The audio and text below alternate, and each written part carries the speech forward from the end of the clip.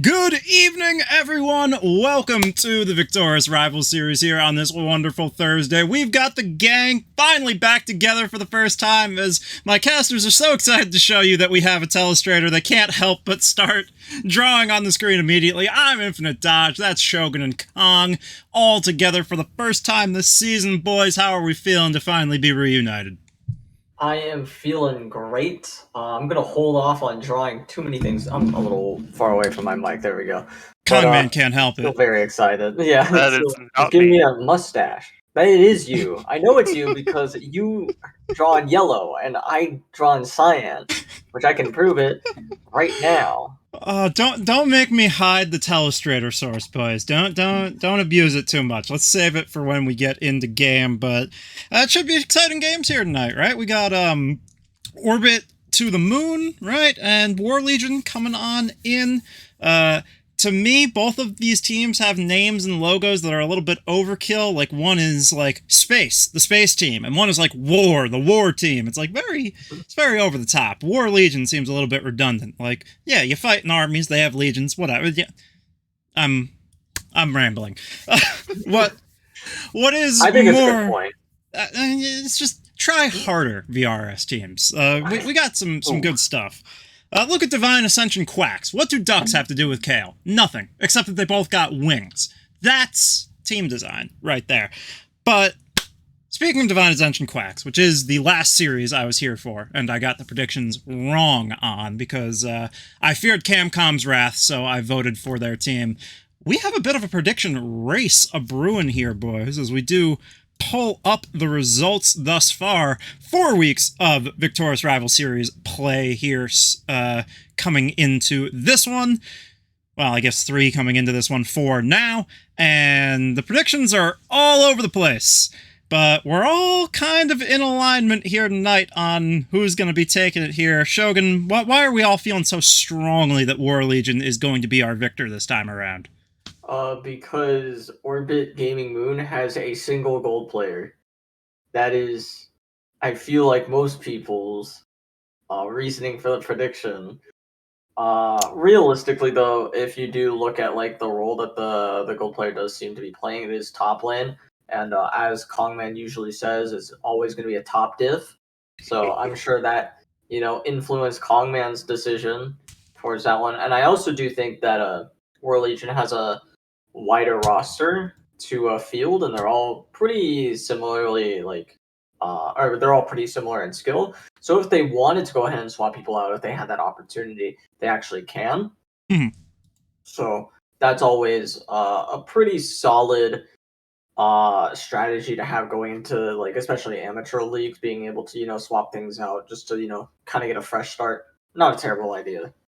Yeah, as forgive me, I'm doing the double duty in that I'm producing and hosting, so forgot to come off of studio mode. So when I unhid our predictions, we didn't actually get to see them. Here are the predictions. Here's the score so far, and it tells another story. It tells the tale of Dodge, Shogun, and Kong finally being reunited here. And I thought this was a great idea. Becky Rita, the Swiss Army knife of Victoris, filling in 3 times already in the VRS fall season. This young split so far.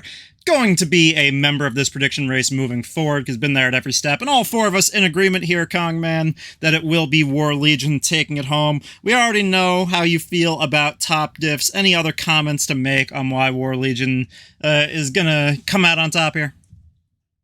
I mean, honestly, like I just kind of look at their team compositions, and they look a lot more solid than Over the Moon does.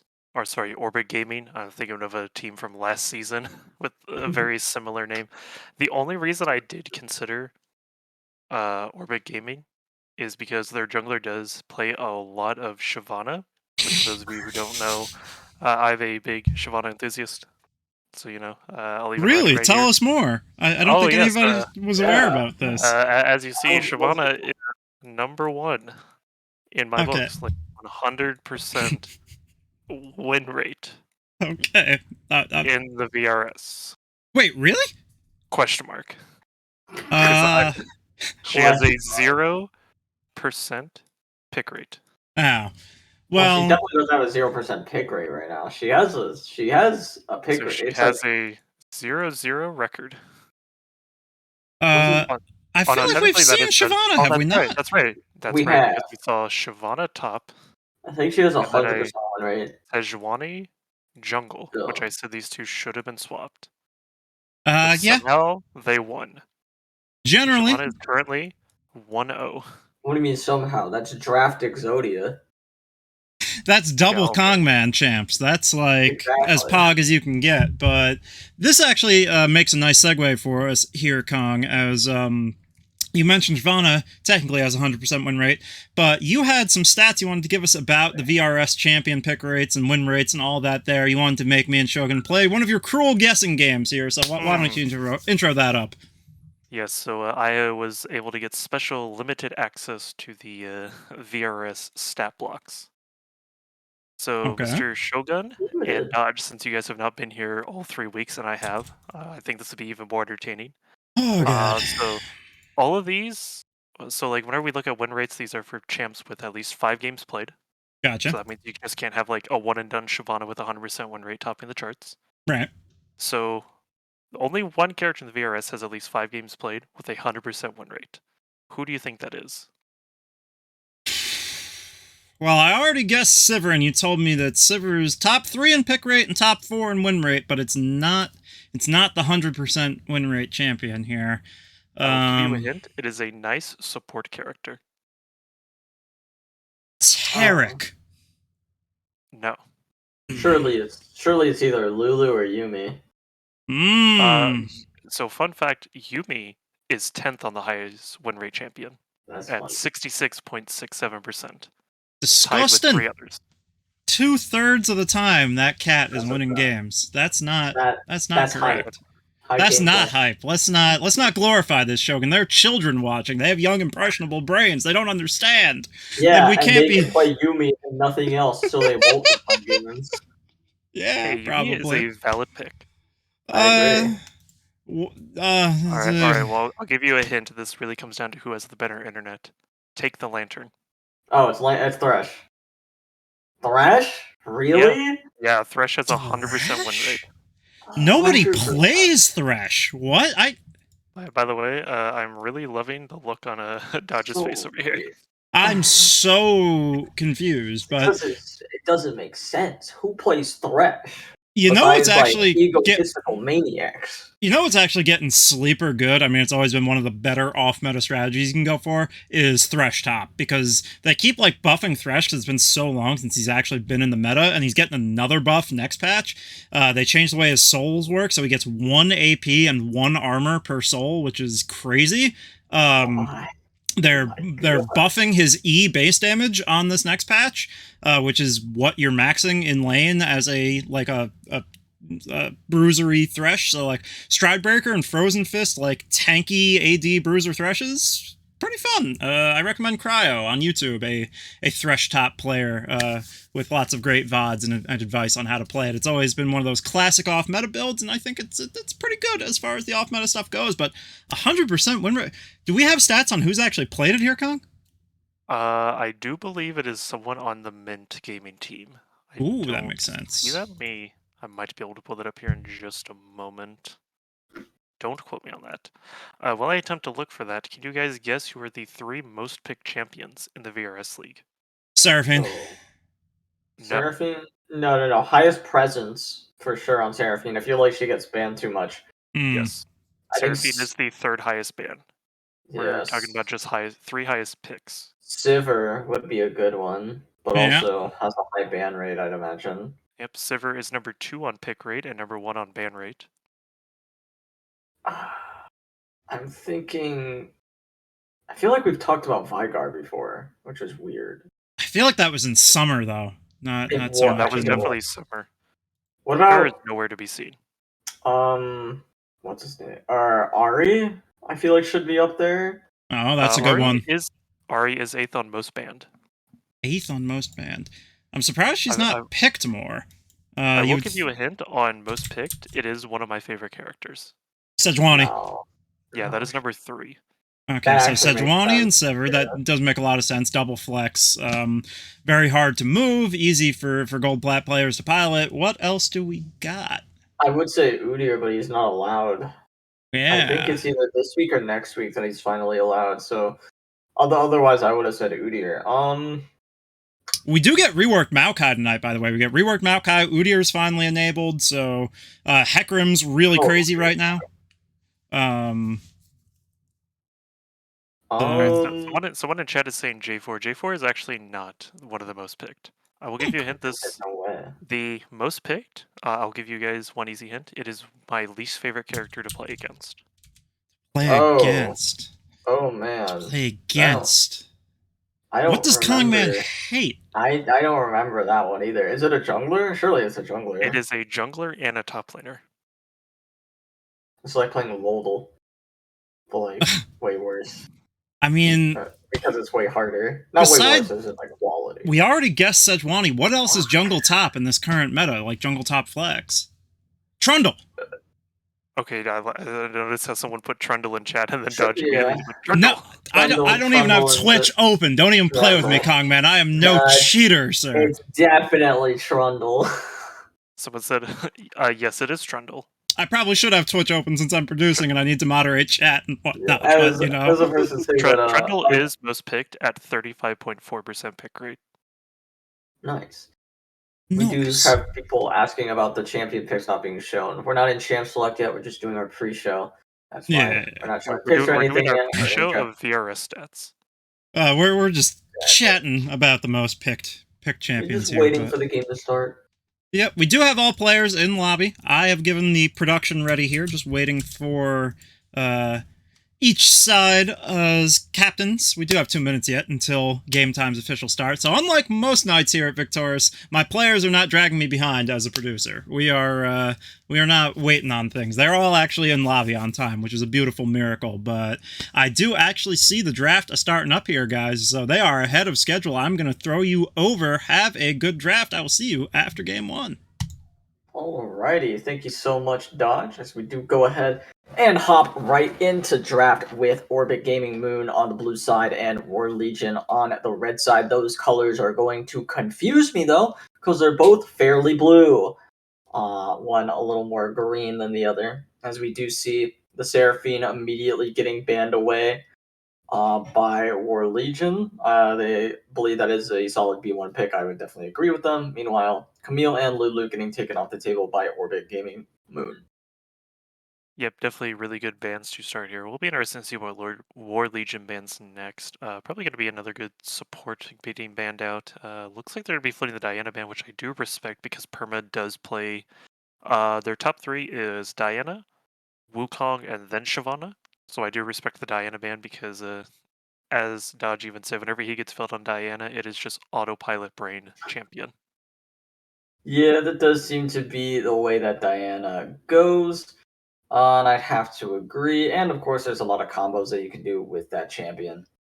What I am wondering what Orbit Gaming Moon want to take off the table for themselves. I don't think Yumi is as pick ban as it needs or as it once was.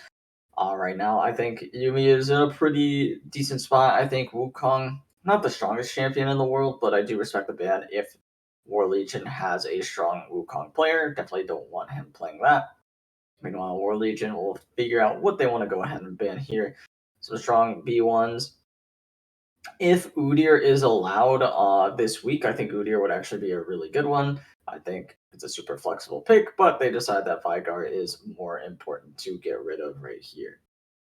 Yeah, it's definitely going to be interesting to see if Udyr does get picked up this week. This is the first week with Udyr. Of course, Hecarim is going to be immediately locked in.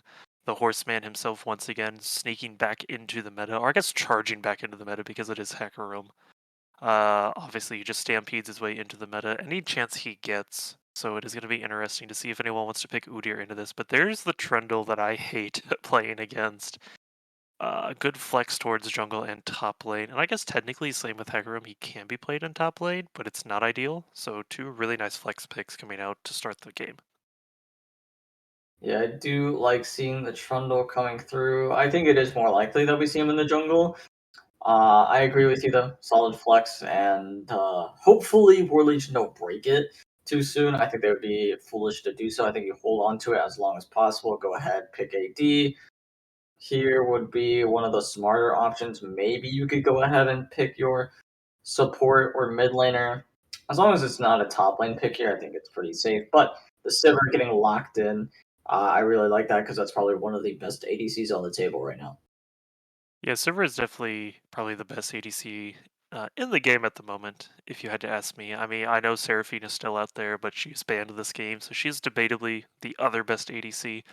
I do, however, think the best ADCs right now is Seraphine, Sivir, and Misfortune. I Because think Misfortune is definitely really strong right now. I 100% agree with that. Ever since the crit changes came through, or they call it a rework or an adjustment. I'm pretty sure it was just a straight up buff, though. Yes, they nerfed her lethality build, but they made her crit build just so much better, and her win rate ended up skyrocketing on solo queue. yeah, and Orbit Gaming locks in the Aatrox really early, surprisingly, with an Ezreal to follow up. I had, let's be honest, how do you feel about this being shown early? I mean, I'm pretty okay with it. Or, uh, sorry, I'm a little bit worried about it from Orbit Gaming Moon standpoint because it allows War Legion to break their flex early. Um, and just pick something really strong into the Aatrox if they have an answer to it. The issue is that War Legion would need to pick something right now to match into it. I think that's perfectly fine though, because what you can end up doing, or not do that, that's fine too. You pick the Nami, which I don't necessarily agree with. I think there are a lot of good options to pair with Sivir in the bot lane, and I actually don't think Nami is even the best one there. I think Yumi would have been 10 times better. But they do go ahead. I actually think if you were going to pick a support here, pick yeah, Soraka, listening to that, I think Karma's better here. I think even Zillion could be considered better here. Uh, I think Karma would have been one of the best ones. Nami's like very okay. And if you look at how this went, I think you should, if you're War Legion, you pick Yumi here for the Sivir because it works. It actually synergizes really well, and you take it away from the Ezreal. Don't have to ban it, and then you can focus on banning other things as well. Or even better, what you can do is you can go ahead and lock in a top laner to counter the Aatrox because you should be pretty sure, unless it's an Aatrox mid, right? If they're trying to bait you into that, highly unlikely that that happens, though, right? I guess it could be Aatrox support as well, like the T1 It's Aatrox special. jungle. Oh, you're so right. But you already have an idea that Aatrox is going top, so you go ahead and you just match your top laner into it, and then you get to pick right after the bans anyway. You didn't, based on their draft plan, right? They go ahead and they ban Yumi. The only reason that you draft like this is if you think that Sivir and Nami is just absolute Exodia in the bot lane, which in reality it's not, right? It's not that good. It's pretty okay at best. I mean, okay, now this is gonna sound weird. Maybe uh Usit is not comfortable on Yumi and is more comfortable on Nami. That's So, wild. which is weird because you can literally play Yumi with your feet and still succeed. But it is also good banning this because otherwise you're gonna synergize with Hecarim. And in a late game, it is ugly.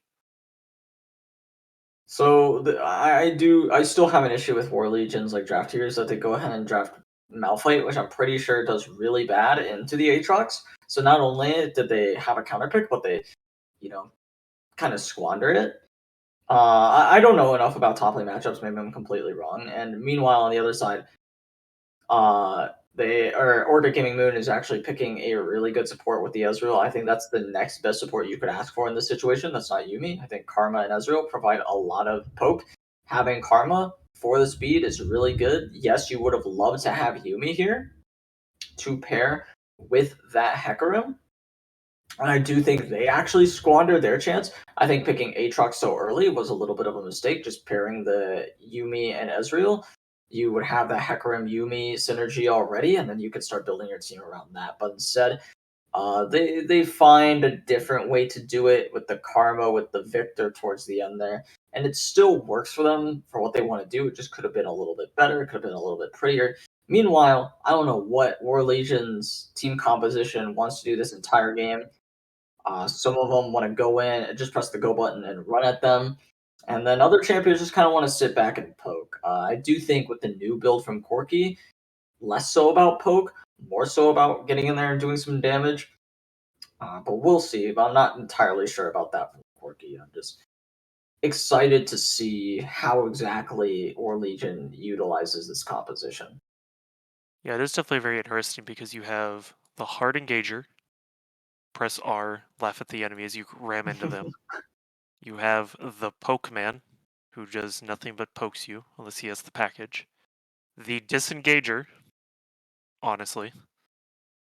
The spam every ability you have. And then I eat your shield. Hmm. This is a very, I'm going to give this one a big question mark, because we have the power to do that now. I mean, they do have solid disengage potential. I'm pretty sure everyone except for Malphite has the ability to disengage really well on this team composition. And if you swap that around, they actually do have a solid initiation tool in the Malphite ultimate that can like lead everything else into being good initiation. And then you look at the other side, and they only really have one way in, which is the Hecarim ultimate, and their disengage is not great, right? All they can really do is Karma tries to get everybody out, and Victor places down his magnetic field, whatever it is, whatever it's called, to try to get the rest of his team out of there. That's all they can realistically do to escape. Other than that, Orbit Gaming only really have the one go button as well from Hecarim, and that's not exactly what you want to have. I think for that reason, World Legion may have actually won draft because they have a team composition that can both engage and disengage depending on what they need at the time, and they can actually do it well.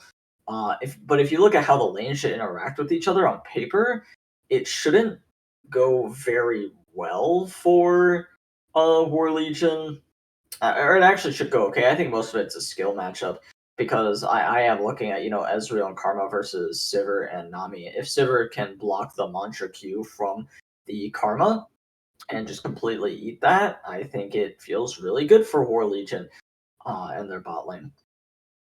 But if the Karma is good as well, you can bait out the shield, try to do something there, then manage to get the Mantra Q out. So that's why I say specifically it's a skill matchup down there. Yeah, I do really think that a lot of this just really comes down to skill. I mean, I do kind of like the idea that Orbit Gaming Moon has. They have the nice poke. Ezreal will help poke someone down, and then the Hecarim can just full on engage. The more I look at War Legion, honestly, I do like Corki a lot. He's probably one of my favorite mid laners to play from time to time. But I think what would have made their comp a little bit more solid would have been a Silas. I think a Silas would have made their team composition okay. He does have enough ults to pop off, which is only one. He only needs the Hecarim ultimate. However, I actually wouldn't have minded the Silas on the other side either instead of the Victor. I don't think it works nearly as well with this team composition, or it works okay. You're very brawly. You're a very skirmish heavy team.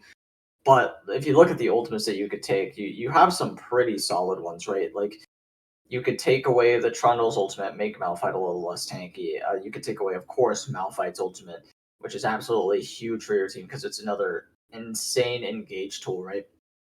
The Sivir ultimate also works for engage, not nearly as well, but combine that with the Karma E, with the Hecarim, and your team just goes so fast as well. So I actually would have liked Silas even more for Orbit Gaming Moon here, I think. Yeah, I think Silas would have worked pretty decently on any team, but none the matter, there doesn't seem to be a Silas. And so I am looking at Dodge on my screen. Hello, Dodge. Glad to see you're still around. Okay. We lost visual, but that's okay because we're back now. Though I don't think there's too much that we wanted to talk about. If you have any more notes about this here draft, calm down. The only thing I say is, Perma, I'm a little upset that you are not playing Shyvana, since it is one of your most played. The Wukong was banned down here. The Diana was banned. Your third most played is Shyvana. What is this? Broken. That's what it is. Yeah, true. Alrighty, and with that, we are going to go ahead and throw it over to a short break, but don't go anywhere. We'll be right back.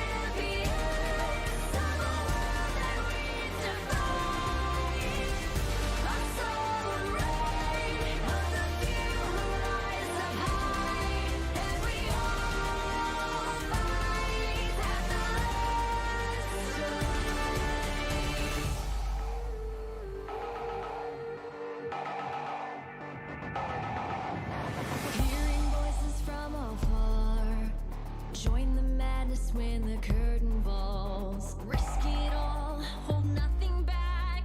Seize the day, we must attack.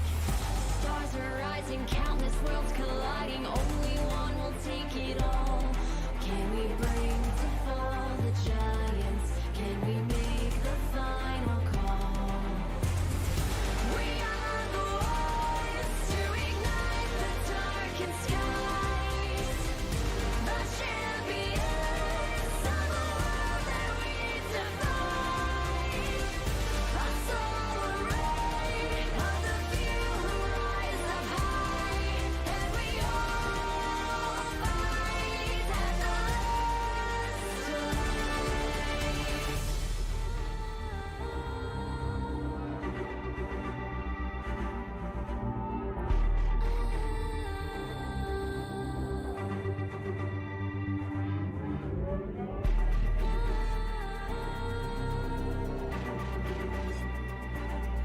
Can we bring to fall the giants?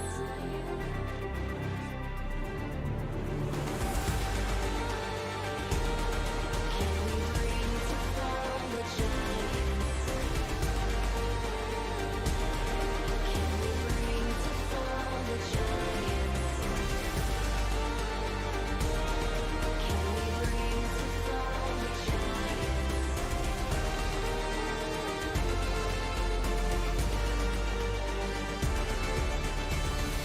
We are the ones to ignite the darkened skies.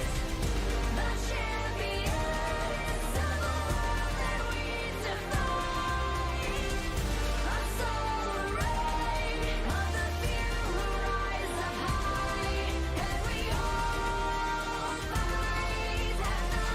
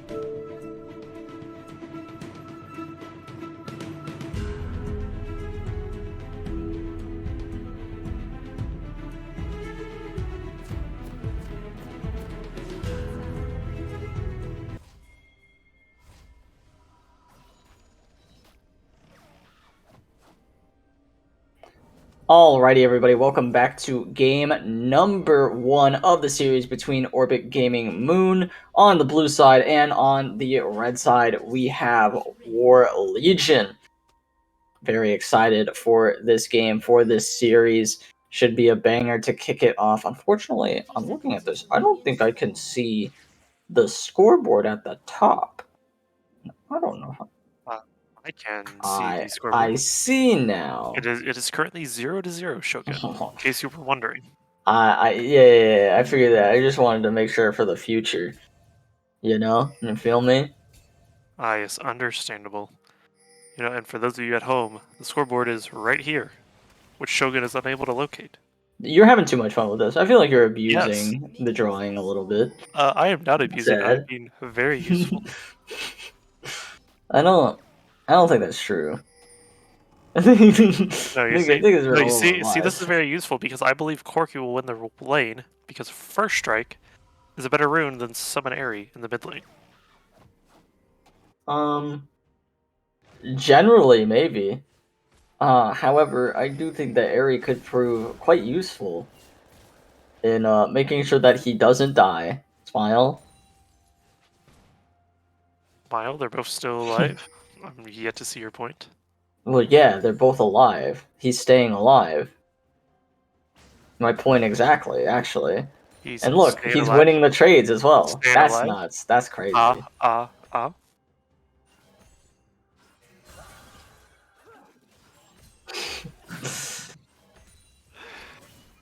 What a wonderful start to the stream as as we notice here in the bot lane.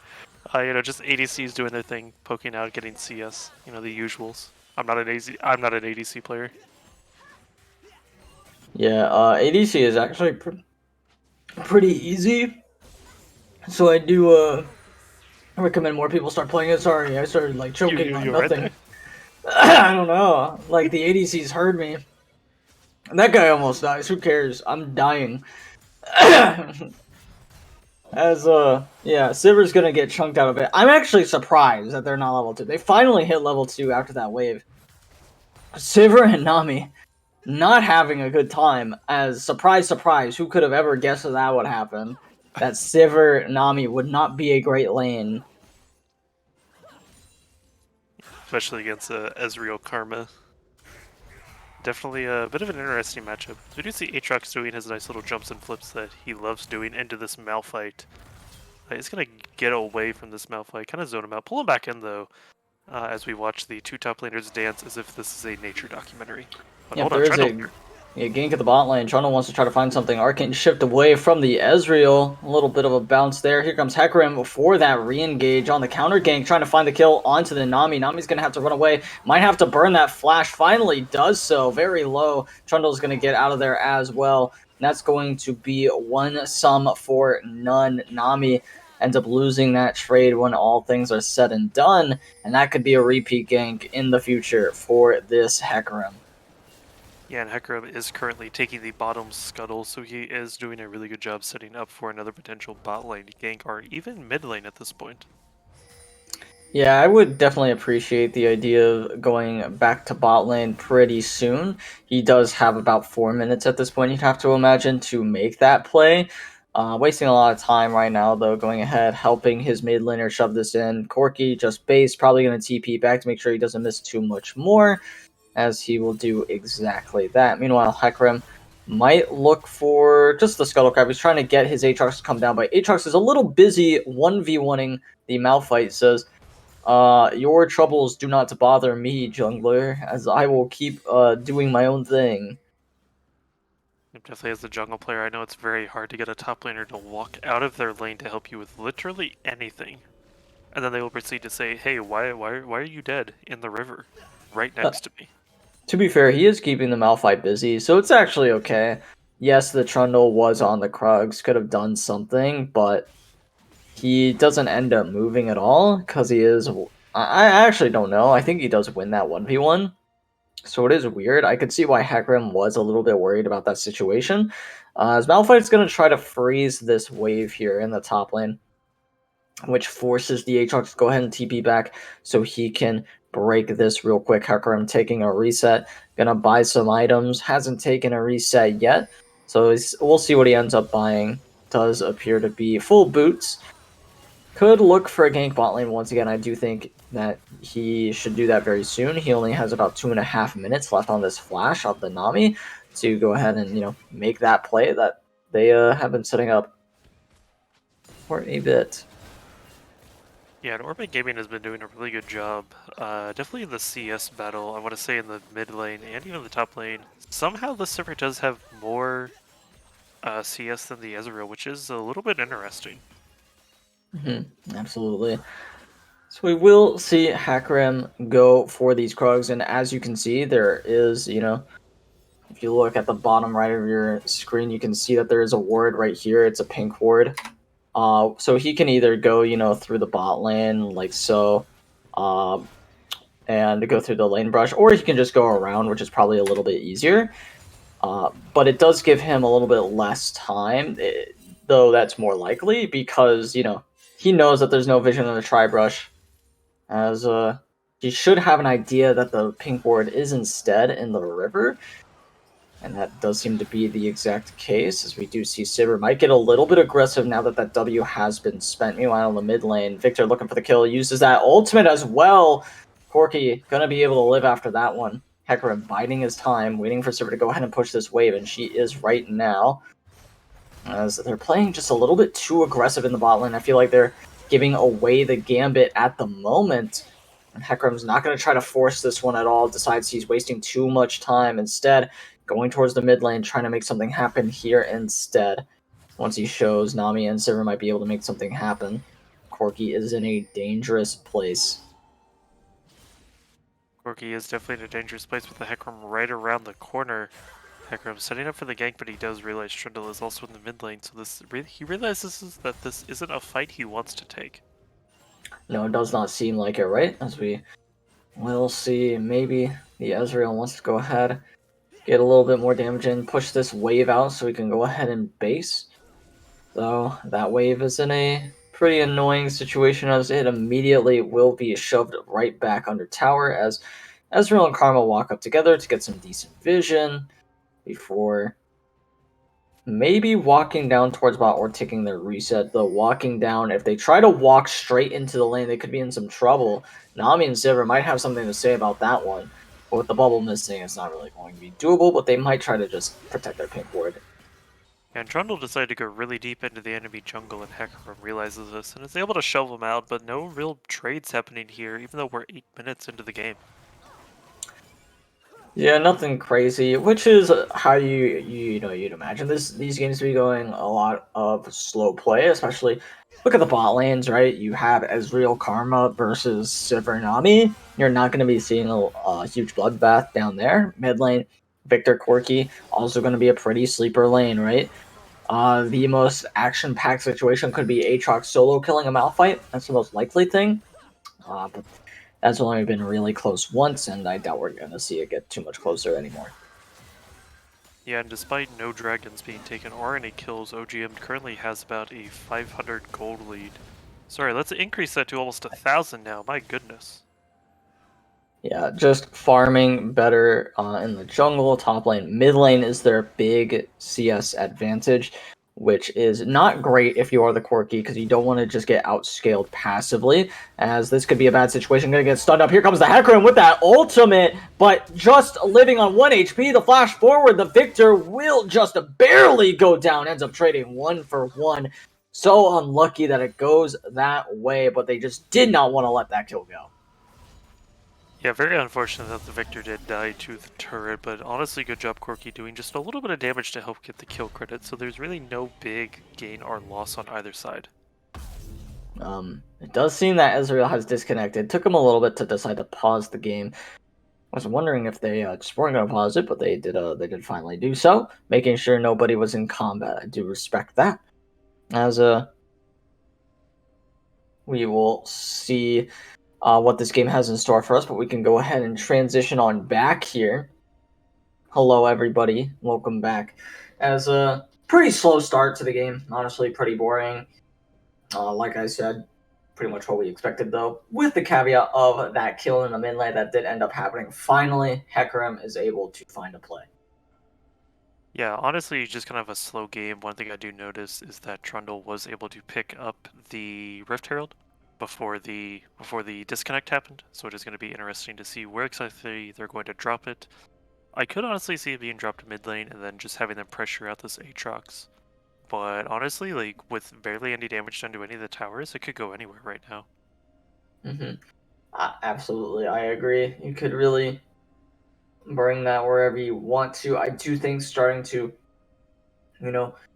funnel that gold into your bot lane, maybe into your mid lane to try to even things up, or even get a lead there would be nice. But we'll have to see what they end up doing with it. What I am hoping is that Hecarim is able to make a play on this bot lane. I think he really misplayed that early game. I think he should have been bot lane so much sooner. I think he should have tried to at least force the gank onto the Nami, maybe even gone through the lane instead of going through Tri-Rush, because it would have been a lot easier to pull off. but instead he, goes to where he knows for a fact there is no vision. And you could say that it's like on Hecarim for not really being able to pull the gank off. You could also say it's his bot lane playing a little bit too aggressive and kind of giving away the play. Yeah, it is definitely one of those obvious plays that you don't want to give away. I'm currently trying to see if we have word on the Ezreal reconnect. Okay. Okay. I'm okay. I was told that we should play this. Oh, okay. All right. Go good. I'll let you go first, being the gentleman that I am. It's a pretty good move. I'm gonna go here. I gotta think about this one. I do. It's a pretty good move. I gotta think. Right.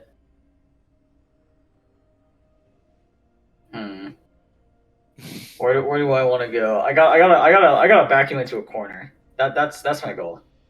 Okay. Hold on, we're not done. Producer dared say that the game is back, but we're kind of not done here. See, that's a pretty good move. I'm afraid I'm gonna have to go here. All right, checkmate. Yeah, that's pretty good. I wasn't expecting. I wasn't expecting you to go down here. That's my problem. So you see, I wasn't expecting that play, so I'm gonna go here, and that's a 3 in a row.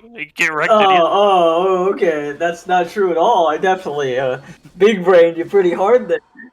I don't know about that. I think I did. I don't know if you saw how long I was thinking about my second move, but I had to think long and hard about that one. How I was gonna back into the corner.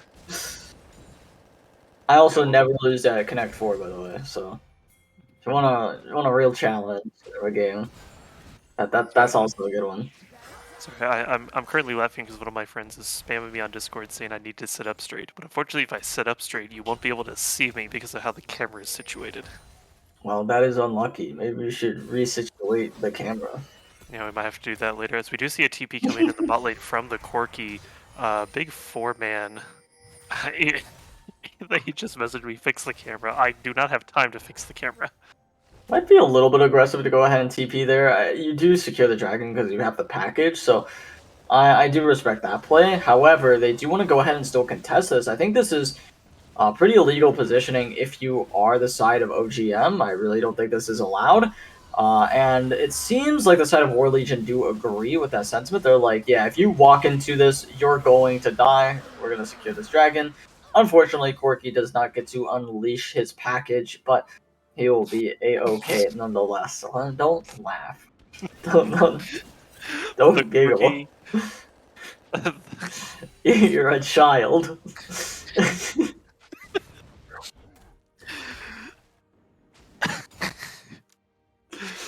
Okay. The camera! So our producer has said that he had to go to the bathroom, so he throws the camera off screen. Sometimes these things happen.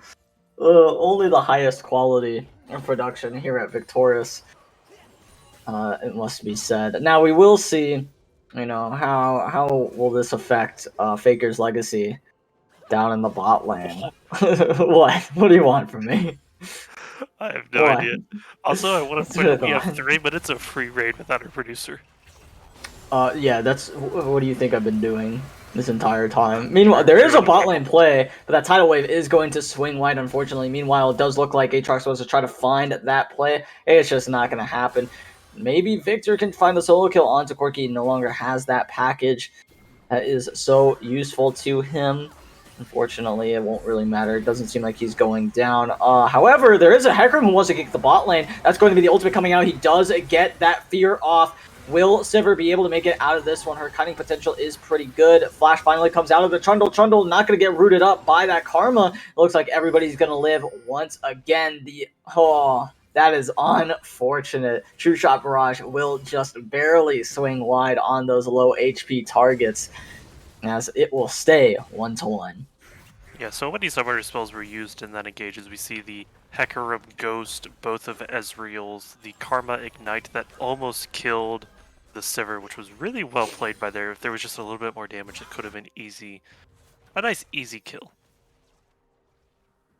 Yeah, would have been a pretty solid influx of gold for the Ezreal had he been able to hit that very easy skill shot. Now, meanwhile, Corki, not in a terribly nice place, wants to go ahead and lead this one. About half the cooldown left on that teleport, so he's going to have to sprint on back to lane. But luckily for him, that's pretty easy to do. Or he's going to stay. He's going to stay just a little bit longer, maybe tempt fate, as this Corki likes to do. Hecarim being in the area does make that a little bit scary, but he does feel safe because he has a Trundle hovering him towards the top side at the moment. Speaking of that Trundle, yeah, we do see the quick little 1v1 brawl with a Victor watching in the bushes, waiting patiently to see what happens. Trundle instead is going to be clearing a ward, the high-octane gameplay we love to see in League of Legends. Absolutely. Love ward clearing. As that's going to be, you know, what Malphite kind of just does. Just throws out the cheese wheel, hits it, calls it a day. That's just how the lane's been going. Funny enough, Malphite's actually winning in CS now, which is pretty solid. However, jungle and mid lane for the side of OGM are just absolutely decimating their lanes in terms of CS. But Sivir's trying to bring that back towards her team's favor, being about 300 gold up on the Ezreal. But, I mean, a 700 gold difference in the mid lane, not what you want to see if you're Corki. Wait, is he going the poke build? Oh, no. You gotta love the Corki poke build. That is absolutely nothing in this current meta. I don't think it's great right now.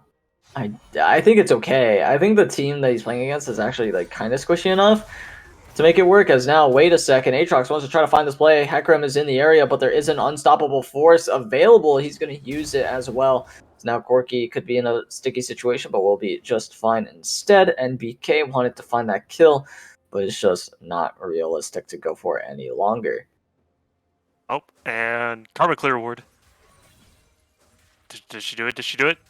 Oh my goodness, she got away with it. She cleared the pink ward.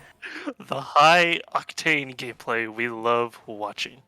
So funny enough, we actually see Sivir and Nami coming up towards the top lane. I actually don't hate this because the Rift Herald is spawned and they can go for it. However, you are just conceding the dragon, which could have been your win con instead.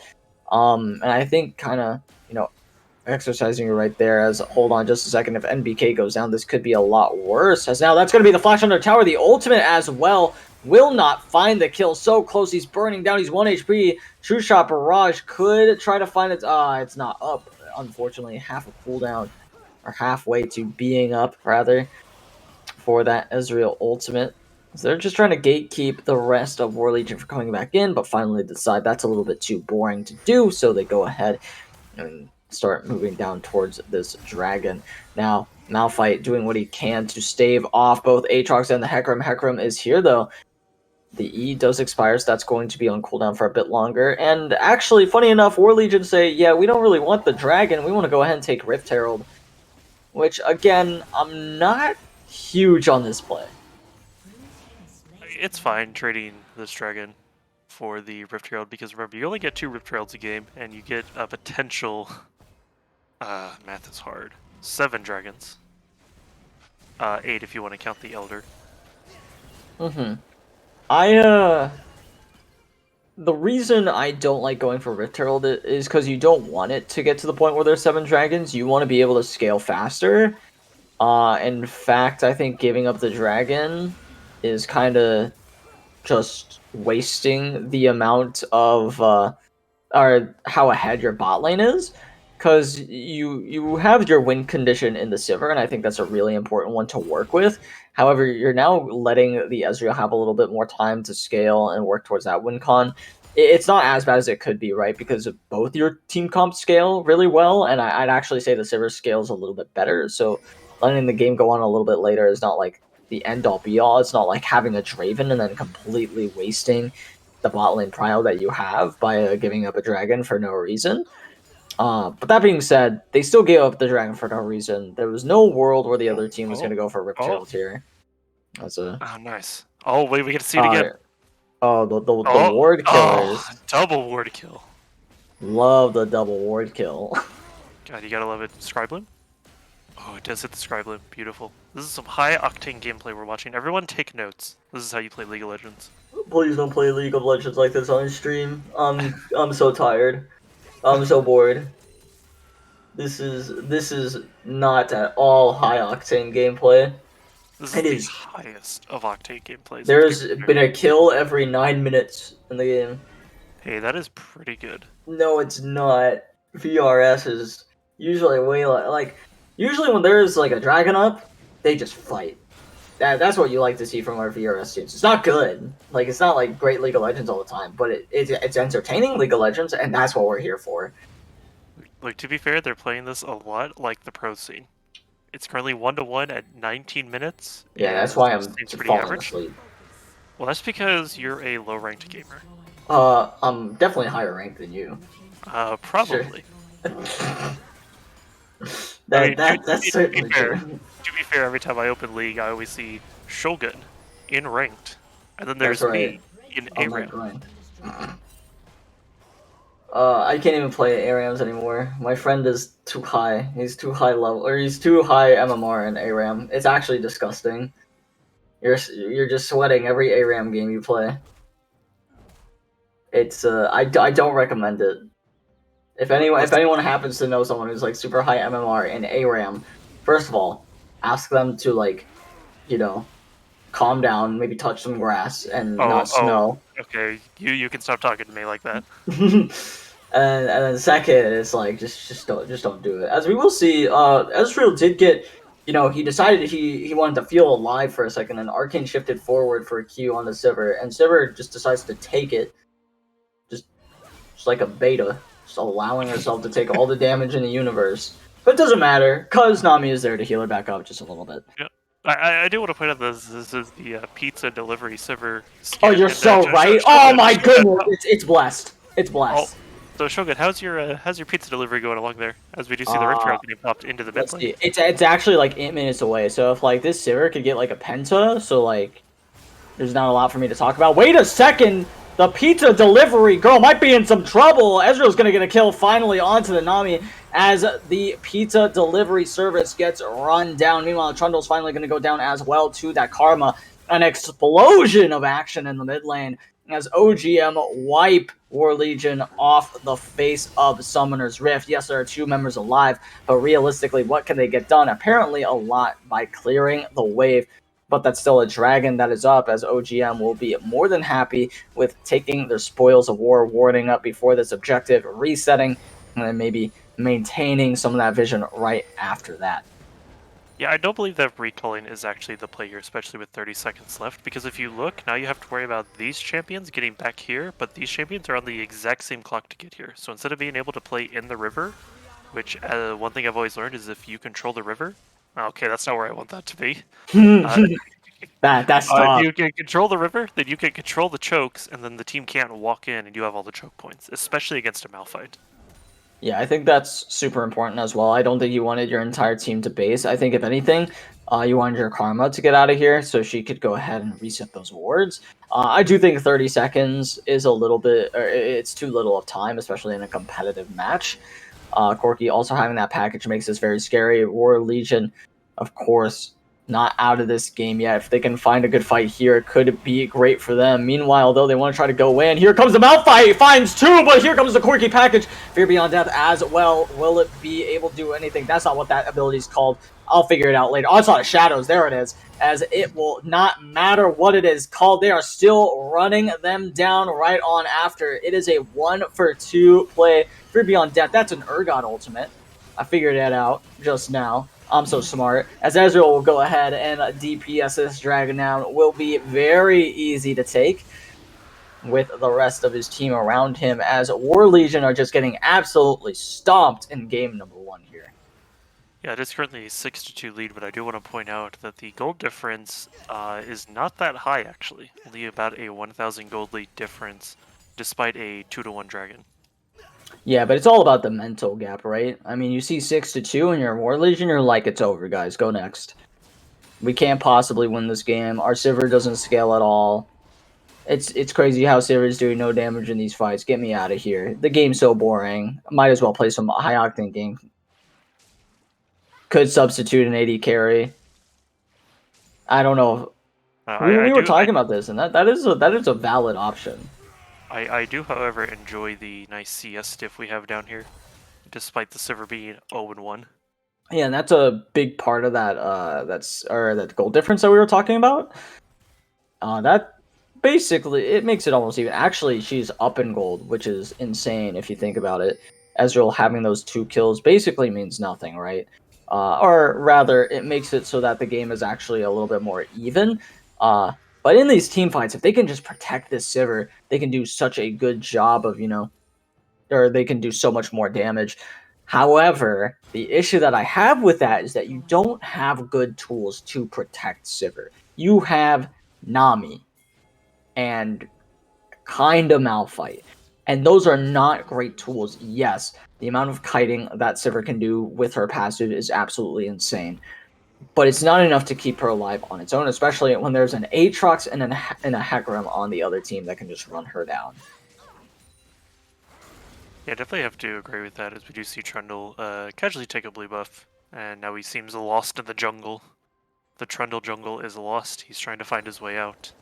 As we do see Corki clearing the bot wave, and, just kind of hanging around, tickle by pickle, doing what he can. Yep. As doing what he can is not going to go a whole lot better than this, you'd have to imagine. Hey! Oh, a ward. It's gone. Hallelujah. Oh, he spots another. Will And he he be able gets to it get the done. blue one? Oh, it only he took that one out. Gets it done. He one-shot that ward. That was insane. He does so much damage. Riot, please nerf. Wait, I've received word from Riot. They misunderstood, and they're nerfing Aurelion Soul again. That's upsetting. As we will see, maybe this Malphite could be caught out here. Does use that ultimate to get away. It's a pretty important cooldown that is down for the time being. They wanted to force a Baron. There's an angle to do so. I don't think it's the smartest one in the world, and it's more of a coin flip than anything, but it would be entertaining. And that's what I'm here for right now, is entertainment. But they're not giving it to us. They want to go ahead and play it solid, good.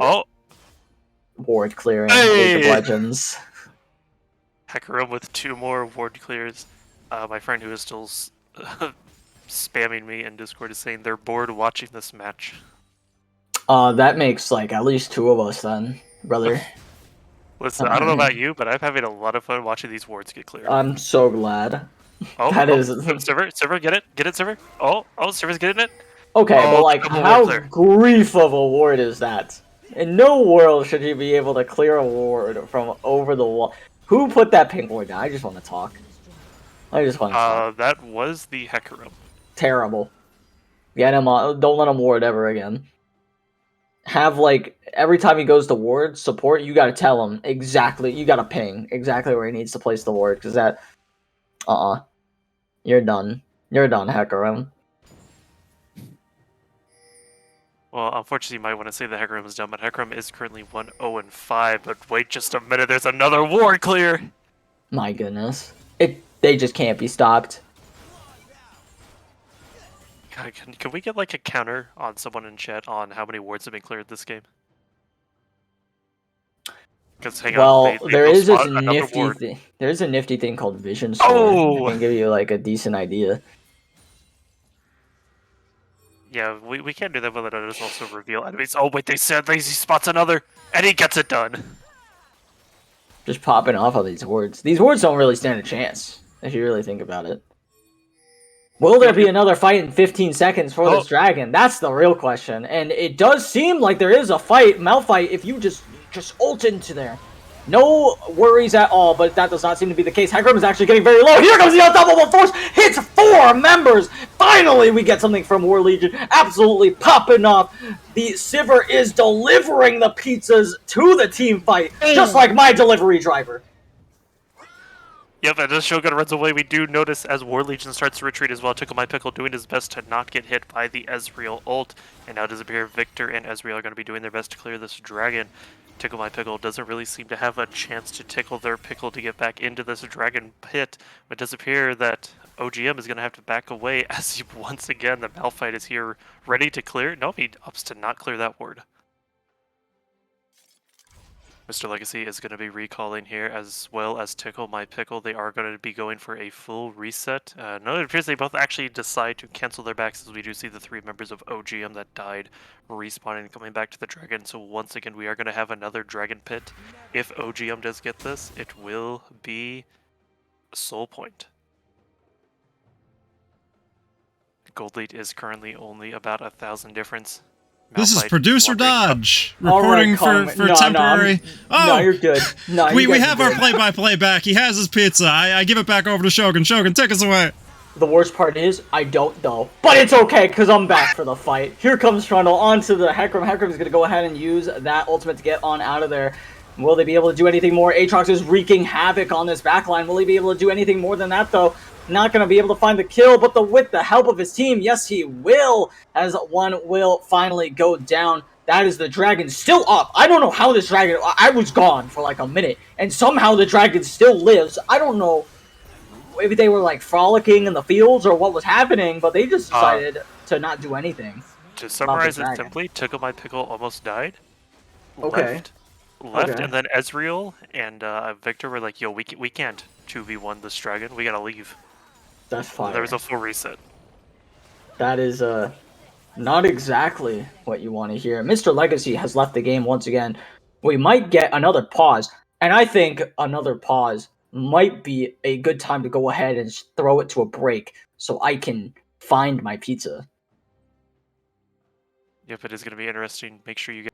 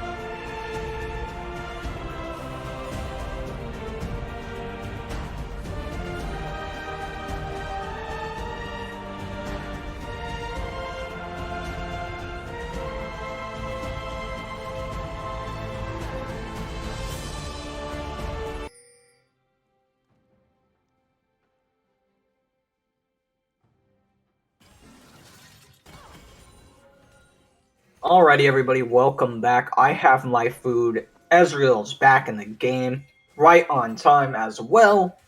The Wasting reward. getting back up. No, we don't need to cheer about wards when it's 10-5 now. We have real things to cheer about. Vision control, lame. Starting Baron, okay, getting vision control around Baron, not lame. But starting the Baron, also not lame. Pretty hype. I do have to agree that getting vision control around the Baron usually does lead to a Baron fight.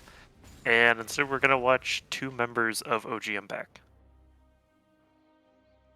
Yay. That was from our producer. Oh, and there's the back. Hecarim is just sitting on blue buff, AFK. If we can get a nice close-up of that. Well, he's pretending to be blue buff. Oh, that's true, that's true. Oh, now he's backing. See, he's just blending in with his surroundings, hoping that someone stumbles upon the Oh, they got close. They got real close. For the ward. Hooray, they got the ward. I'm so proud of them, honestly. I didn't think they'd be able to Did do they it. see that ward, though? They did see the ward. Trundle walks over, clears that ward, clears another ward. Look at the power of Trundle. Oh, they spot another. That's actually a lot of damage that Karma's doing, without even the damage build. As Karma's getting run down like a dog by the Malphite. Malphite's only gonna get stunned up for a little bit, though. As that could be the go-ahead button. I don't think that's enough. I think they'll need a little bit more to go ahead and do this Baron, besides getting Karma a little low. Yep, Corki doing a really good job throwing his little tiny missiles over the wall, doing what Corki does best. As it does appear they're going to push out top, not top, that is mid-wave, just a little bit more. Ezreal could get collapsed on. The rest of his team trying to join him, more or less, as now Hecarim could be in a bad spot. Unstoppable Force, and that's going to lead to a kill. True Shot Barrage is going to hit a few members, but it's not going to do quite enough damage to really matter. Do they want to go ahead and pressure this Baron? Seems like they want to try to bait the rest of OGM into walking in. Maybe they will. That's a great stun. That could be a lot of damage coming through onto Malphite. Malphite's going to get very low, has to run on out. As the fight is still close, even though it is a 4v5, it does seem like OGM have the advantage at the moment. Yep, OGM do currently have the advantage. Victor is doing a good job zoning out, clearing the wards. Aatrox also clearing a ward. Karma also gets a ward, and then they just leave the Baron pit. It seems that this is a game of who can clear the most wards. But hang on, there's a TP coming from Malphite. I do like this TP. He doesn't have Unstoppable Force, so how much can he really get done? He's trying to run them down. But in reality, here comes the Corki package, and that could be what they need. They find one. Tickle My Pickle will find another. Maybe he'll find the Ezreal as well. A triple kill for the Corki, and never mind. Sivir, you suck. And she takes the kill. As that is unfortunate. Victor's going to try to run down the Nami, try to find the kill. Nami's going to flash away. That's going to be all they're able to accomplish for now, as War Legion will start the Baron. Yep, we are finally getting the Baron started. Hecarim does have his ultimate. Unfortunately, they don't. They do spot Victor is behind on their control ward. It is going to be very interesting. Will Victor get the steal here? It is going to be very close. He does get the lash over. The Baron does hit him behind the pit, but Hecarim, that's not where you need to be. No, it is not. He wanted to try to use that Onslaught of Shadows to get into the Baron pit, but it just was not realistic to do. He wouldn't have really been able to burst that Baron down. And really good overall from OGM to stop hitting that Baron to make sure that Hecarim cannot do anything about that one. Yeah, I do also believe the Baron did kind of help War Legion, smacking the tentacle onto the Victor, knocking him up so he couldn't even potentially throw his ultimate in there to try and steal it, which is actually a very viable option for Victors. I agree. It does do a solid burst of damage. However, I don't think the action is quite done yet. Seems like both teams want to go ahead, fight for this dragon, see if they're able to do so. It does look like they want to go ahead and give this over to War Legion. It is the soul for the side of OGM, but they don't feel confident in going ahead and risking their lives, because if anyone dies here, it's probably another tower. But War Legion will likely want to siege anyway and try to gain a tower with their Baron buff, even with 5 members of the enemy team alive. Yeah, it is currently 10-10, 3-2 dragons, but look at this gold difference up here. This is just beautiful for War Legion to help turn it around. I 100% agree. I do think they had a pretty solid gold lead for this game. Or, yeah, I'm pretty sure OGM had a solid, like, 1k gold lead. But the fact that it was 1k is honestly a testament to how well War Legion were playing this game, right? because in no world should they have even been that close. But of course, Sivir outplaying this Ezreal in terms of CS, outlaning him. The top lane going really well for this Malphite as well, making it really hard for Aatrox to start being able to side lane against him when he's so much more fed and so much more tanky. And it could be the difference makers there for the side of War Legion. Yeah, this is definitely really good tower placement. Tower takedown there from War Legion. I'm thinking of a completely different game with tower placements, as they are going to be taking this blue buff away from the Victor. Just the absolute domination of War Legion. It looks like Corki wants to try to find the kill. He will get stunned up. Very greedy positioning there. Going to take a lot of damage. Is forced to flash over the wall. Did not need to use that ability, but I do like the idea for going for that kill because it was just so close. If he misses, or if he hits rather that first rocket, I think that Victor goes down, especially considering that he is going that poke build that's more focused around those rockets to begin with. Gotta wonder, would he have gotten that kill if he was going on a more auto-attack based build? Yeah, definitely one of those questions you always have to wonder, as we do see Malphite chilling in the mid lane by himself. He is actually going to be able to get this back here just barely. If Hecarim had actually ulted, he probably could have stopped that back. Could have been an interesting situation there, but instead, everyone's just going to go ahead and reset. Pretty even game in terms of the kills, but as you mentioned before, such a huge gold lead for War Legion at the moment. Yep, about a 4,000 gold lead difference, as Sivir is going to be taking the red buff. Corki takes the blue buff. It is going to be very interesting to see what happens here. As we just watch them slowly farm minions. Come on, farming minions is cool. I want to see some more ward clears. Nope, I don't think so. Ward clearing, no more. Or how about ward sitting?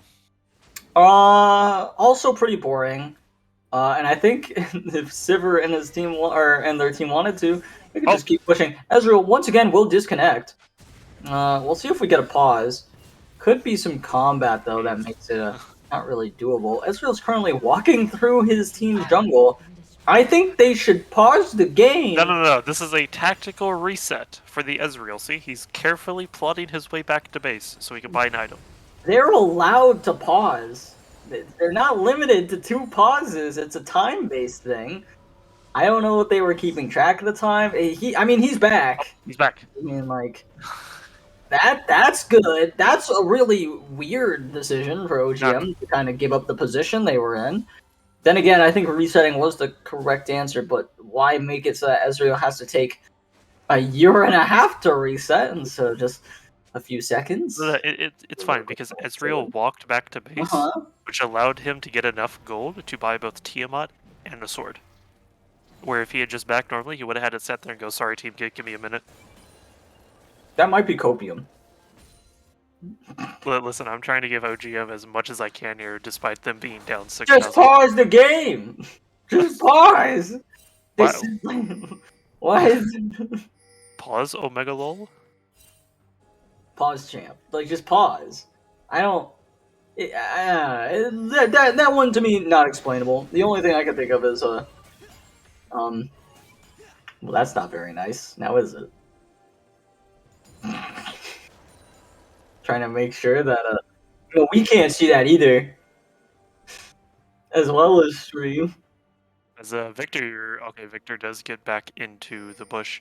Malphite is wandering a little bit too close here. NBK, once again, bush sitting, becoming a bush Wookiee. Going to be very interesting to see what they do with this. Oh, Hecarim, is he going to become a bush Wookiee? Nope, consider Karma's the bush Wookiee. Do they spot the ward? She gets the ward! I would actually definitely appreciate some bush camping. Going for ASIC play here does seem to be the case for the Hecarim, but that is not great. The Malphite wants to go in. Corki package is there as well, trying to do so much damage, but those rockets are not connecting. Missing again. Victor is going to live way longer than he should, but however, Sivir not being touched quite yet. Finally, Aatrox is onto that backline, trying to kill the enemy backline before his backline ends up dying itself. That is a shutdown for him, a massive one for the Aatrox if he is able to clutch this one out. Will he be able to do so? Yes, he will! A triple kill on his way towards a quadra. Unfortunately, the pentakill has been stolen away from him. Trundle running for the hills. Will he be able to get out? Here comes the Ezreal for the double, and they will ace War Legion. And they are on to the Dragon. They will get Dragon Soul. Ezreal wants to go ahead and start pushing out mid. I think that is a fine idea. Absolutely, they are missing a good bit of DPS on the Shank, but it doesn't matter because it will go down, and that will be Soul for OGM. Yep, Soul is going over to OGM at 40 minutes. This is a 40-minute banger of a match. I do believe this is the longest in this VRS season we've had so far. And there's only 27 kills. It's still less than 1 kill a minute. At least it's a kill every 2 minutes, and that's, you know what? That's okay. I'm okay with that. I can accept that.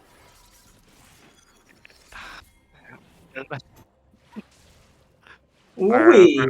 our producer is saying that Shogun sounds like a Rick and Morty character. Jeez. I just want I want the game to be over. Oh man. Oh boy. Oh, jeez, Rick, this game turns out to be pretty long. We're losing our minds because of how boring this game is. Somehow it's action-packed and still a 40-minute boring game. Oh, they get the award. Did they get the other one? Oh!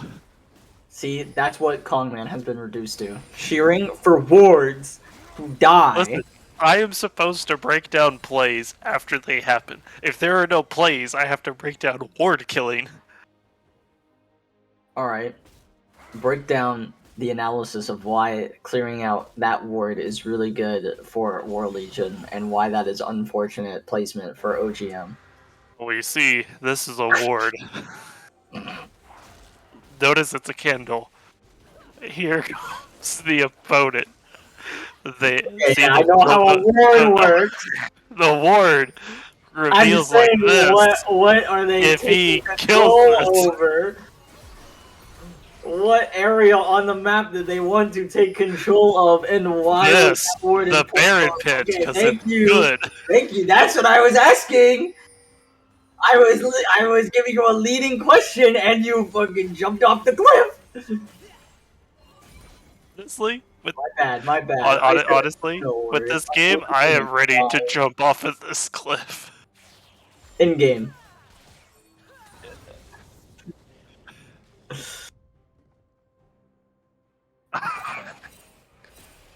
Alright, so here we are, 42 and a half minutes in. They are currently floating Baron Pit. We might see a Baron Pit fight as Sivir tries to push this mid wave out. Unfortunately, Ezreal says, no, we'll just stalemate the wave, as it does appear OGM wants to potentially start this Baron. How does he have a better KDA? This is insane. As we will see, this Baron gets started up. TP coming through. This could be a huge fight, but they're burning it too fast, and if they can get out of here, it could be absolutely massive. But they still want to take the fight right after. Unstoppable Force will hit the Hecarim, but is it enough to do anything? Corki is down. That's so much of this team's damage that is no longer on the table. Sivir has to run for the hills, try to hit up this Scuttle Crab as much as she can, but here comes the Victor. Victor's going to do so much damage to the Sivir. Sivir's going to spell shield, but it will not be enough. She is still running away. Finally, the flash comes in, and that might be the fight that breaks open the game. That finally puts an end to this one.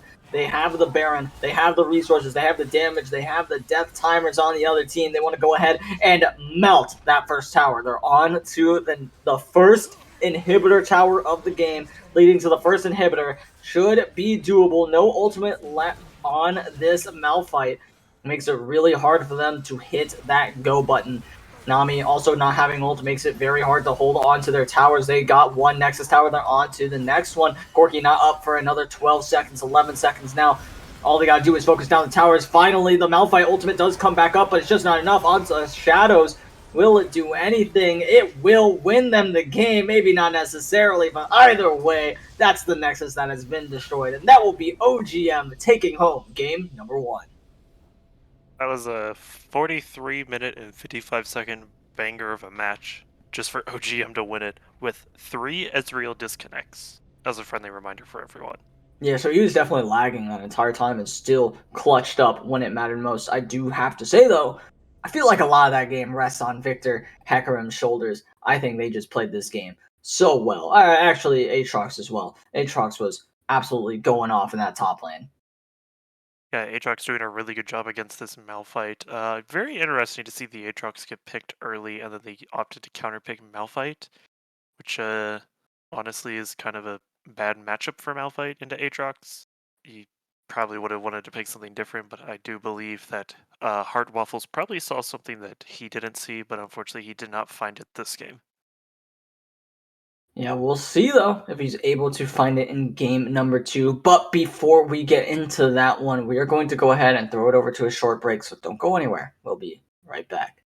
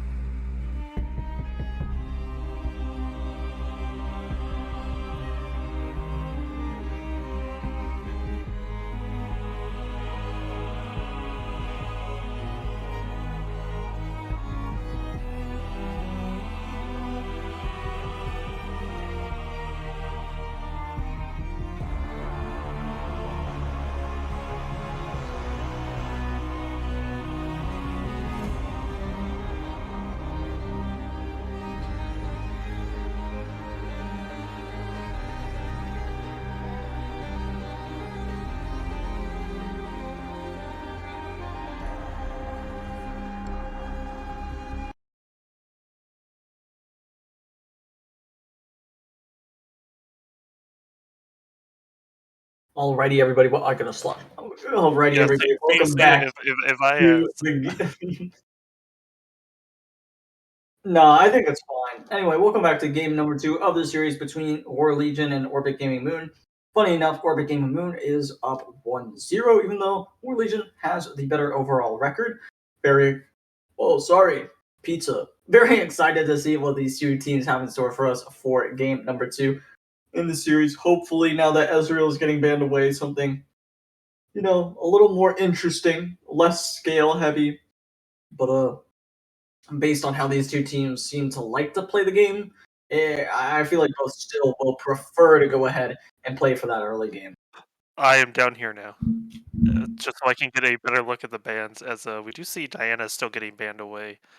I do like how War Legion is banning away the Ezreal because I guess they thought that was too much of a problem on Orbit Gaming side, which I didn't see, but I do believe that the Hecarim was definitely a problem, so definitely good to ban away, especially if Perfect Timer is not a perfect Hecarim.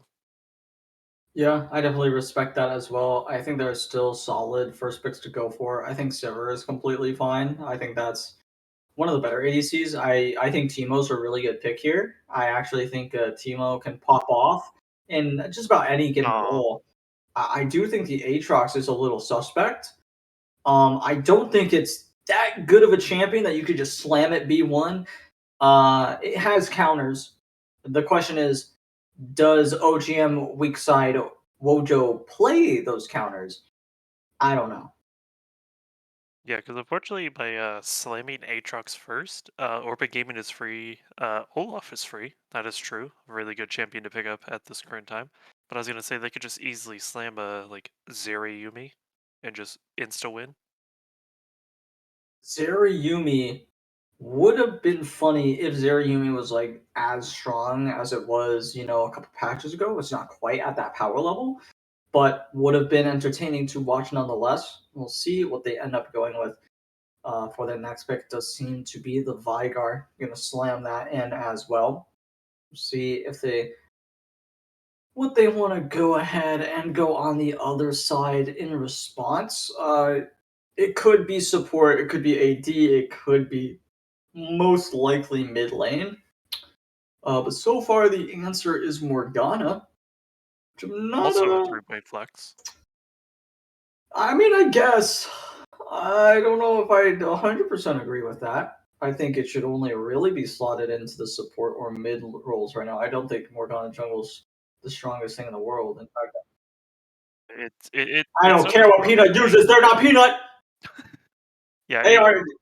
it isn't the strongest thing, but we are going to be seeing the Misfortune picked up, which that's just, in my opinion, one of the better ADCs, especially following Seraphine and Sivir. I would put Misfortune as the third best ADC right now. I would agree. I think it definitely goes Sivir, Misfortune. I would actually say you could order Callista and Seraphine in there as well. I don't think Jin is it, but Jin is easy to pull off. So I mean, if you're comfortable on Jin, I think Jin is a perfectly fine pick. I can't remember where I saw this played. I believe I saw a collegiate team playing Jin, if I'm not mistaken, the other day, and the Jin absolutely popped off in that game. So we'll see if that is reflected here as well. I want to go ahead and get rid of that Trundle, which I believe is a pretty strong counter into the Olaf. Yeah, definitely have to agree with the Trundle ban into Olaf. It's honestly just good to ban away in general, especially if you do know your AD, not your AD, but your top laner is going to be your big tank, and you don't want Trundle to walk up and go, "Ah, that's my armor now, thank you." Yeah, for sure. I think that also should tell War Legion that, hey, probably get rid of some tanks here.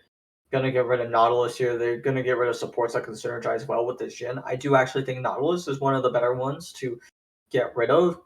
Though I think Jin Vigard could be an interesting lane. I don't think that's really what they want to go for. And it wouldn't surprise me to see another support band away here. Even like I think Nami would be really good here. I think Karma would be something. I think Karma is one of the best support picks into Morgana, actually, if you are planning on putting the Morgana in the support position. I could also see him just banning away the Yumi because Yumi is just kind of that one annoying character that a lot of people just don't want to play against. So we're going to be seeing the Graves potentially getting banned. And nope, it's changed to Renekton. That's a. I always forget about how good Renekton is against Aatrox. Yeah, Renekton, very strong champion, very annoying lane bully to deal with. That is the Amumu being hovered. I don't love that. I'm not at all in love with that pick. I would have preferred to see something else. And we'll see what ends up rounding out OGM's comp. Meanwhile, on the other side, does look like they are going to go ahead and lock in their actual mid laner and jungler here. Of course, yes, the Morgana, I suppose, could go into either one of those lanes. That would make me sad, though, and it will not be going into the mid lane because that is where the Yasuo will likely be headed instead. We will see who slots in. That does make me worry that is in fact Morgana jungle because that is solid AP source for the team. Honestly, not a ton of damage, but it is enough to make you think twice about building all armor. Though it does seem like a pretty solid armor stacking type of game. Oh Ooh, that's what I like to see. no, it's gotta lose. We gotta see it lose. It's the only way. Yeah, baby. That's what I've been talking about. That's what I've been for. That's what it's all about. Woo. I don't. Oh god. What is Don't make this? it worse. Don't make it worse. Don't make it worse. Please don't make it worse. Oh, Please don't make it worse. Oh, they made it worse. I love Vi from Arcane though. Like Vi is actually one of my favorite champions to watch ever. I do love me some Vi. She used to be my main for a long time. So like you could honestly put me on Vi right now. I'd out jungle Kongman in a heartbeat. It'd be pretty fire, actually. But in this composition, though, I'm not like a huge fan of it. To lock down the Yasuo, I can kind of see like that being a thing there. But other than that, not like a huge fan. sorry. I'm still Vin at the. You would out jungle me. Oh yeah, no, I'm just saying how good I am at Vi. I'm goaded. Listen, listen. Just because you cosplay Vi once does not make you a god at her. I'm like rank 7. I'm like level 7 mastery on Vi. Rank 7. Okay, please show me that one. Yeah, I can right now. Like rank 7 Vi in the Oh world. no. I should be, but I don't play her as much, so I'm not. I mean, to be fair, there's only like 7 Vi players, so you would easily fit in the 7th spot. There's like or like what is his name? Like Metroid, Super Metroid. If you play Vi, you know who this guy is. You know who I'm talking about. That guy's fire. I played Vi. I think she's Mastery 4 because I had to learn her for a few games. Yeah, she's that. True. I am being For, slandered. Actually, for those of you who he's did not famous. hear our producer, It's like no. It's like if you're a Lucian main and you know who Ostrich is. Every Lucian main ever knows who Ostrich is. Surely. I'm not a Lucian main, so I can't confirm that. Surely the Lucian main. So what you're telling me is you're actually a Lucian main. I used to be a Lucian main. Yeah, absolutely. I played a lot of Lucian.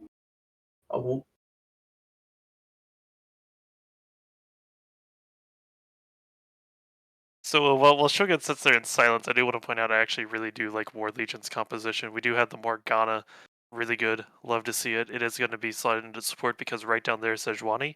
That should be going into the jungle, which, if you know me, I love some jungle Sejuani. It's not Shyvana that I would love to see, but hey, I'll take my chances where I can take them. You doing alright over there, Shogun? Yeah, no, I do agree with what you're saying. I am actually really excited to see how the bot lane matchup goes with I think Yasuo actually does a really good job into the likes of the Jin, the Vigar, and to a lesser extent the Amumu, but I think he has a hard time dealing with Vi and Olaf. So that's going to be a very fun interaction to see as we do get rated by the main channel of Victoris GG. Thank you so much. But unfortunately, you caught us as we're going to a short break before we hop into game number 2. Don't go anywhere. You don't want to miss this. We'll be right back.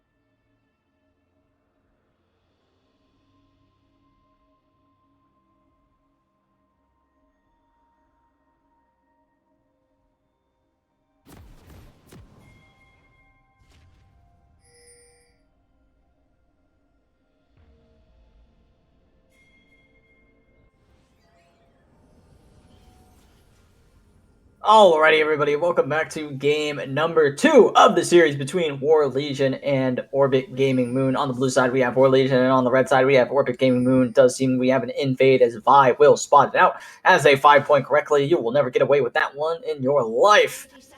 As we will see, maybe gonna try to land another Q. The first Q swung wide on the Vi.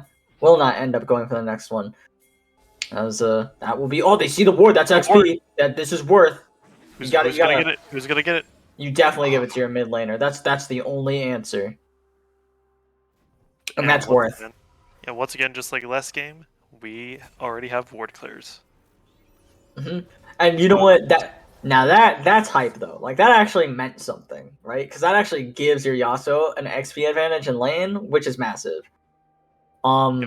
It doesn't matter 30 minutes into the game where that's all that's happening ever. Then it makes me sad and cry. Now imagine if Sejuani could see this ward. That'd be key. I actually played a game where we invaded and we cleared 3 wards. That was the most it's the most value you can get out of invade without blowing us up or getting a kill. And it was honestly, I felt better about it because it was such a small thing, and it made me feel like a better player. That I was like, dang, I can get this small advantage for my team. That's crazy. And then they still go 0-5, and you're like, well, I don't quite know how that was possible. I kind of got you Exodia with 3 wards. I'm like, come on. And Olaf better be careful here because right now Sejuani is looking to do a 3 camp into a gank. Meanwhile, it looks like Vi is doing a mostly full clear minus Krugs. Because Sejuani went red buff and now she's on blue, she's going to do crumbs and then immediately visit that top lane. So Olaf better watch out. Yeah, absolutely. Could be a dire situation for this Olaf, especially being so early on. You don't really have a lot of those defensive abilities to get on out of there. That's a really good trade for the Jhin and the Amumu down in the bot lane, taking out a lot of the HP, forcing the Misfortune to go ahead and pop her health potion early. As well, I believe Morgana is, she is definitely chugging one right there as well.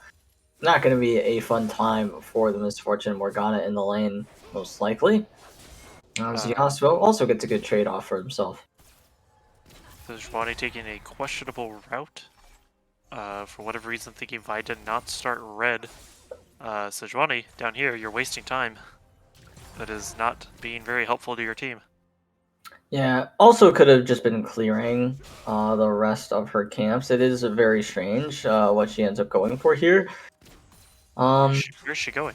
I don't quite know what she's doing. I think she's trying to go to the bot side scuttle because that's where she figures the Vi is, which does make sense based on where they knew that she cleared towards. So that's going to be the Vi flashing away. Should not have had to do that. I do not know why Vi Q's in onto the Yasuo. I probably didn't think that there was a Sejuani there. It's the only reason I can think of, but that's still super negligent there, as now Amumu could be in a sticky situation, has to flash away. Jhin might also have to flash out of this one. There it is, as they will get out a flash Q from the Yasuo to get them knocked up, but it's not going to do too much for them.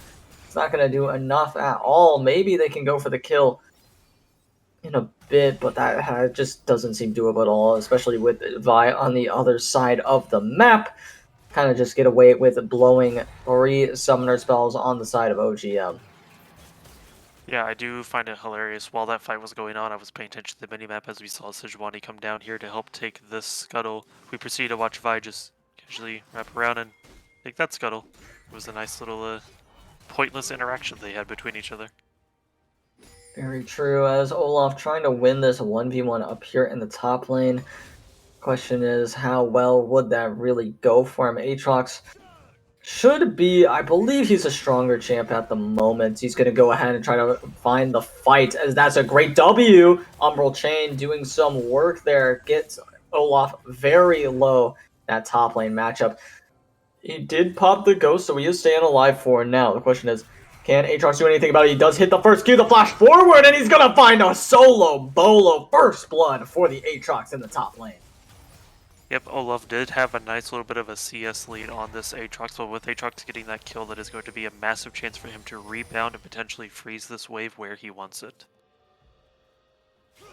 Yeah, you love to see that from the top laner here. So that's going to be a nice stun onto the Yasuo. Yasuo going to take a good chunk of damage right there. Electrocute did proc.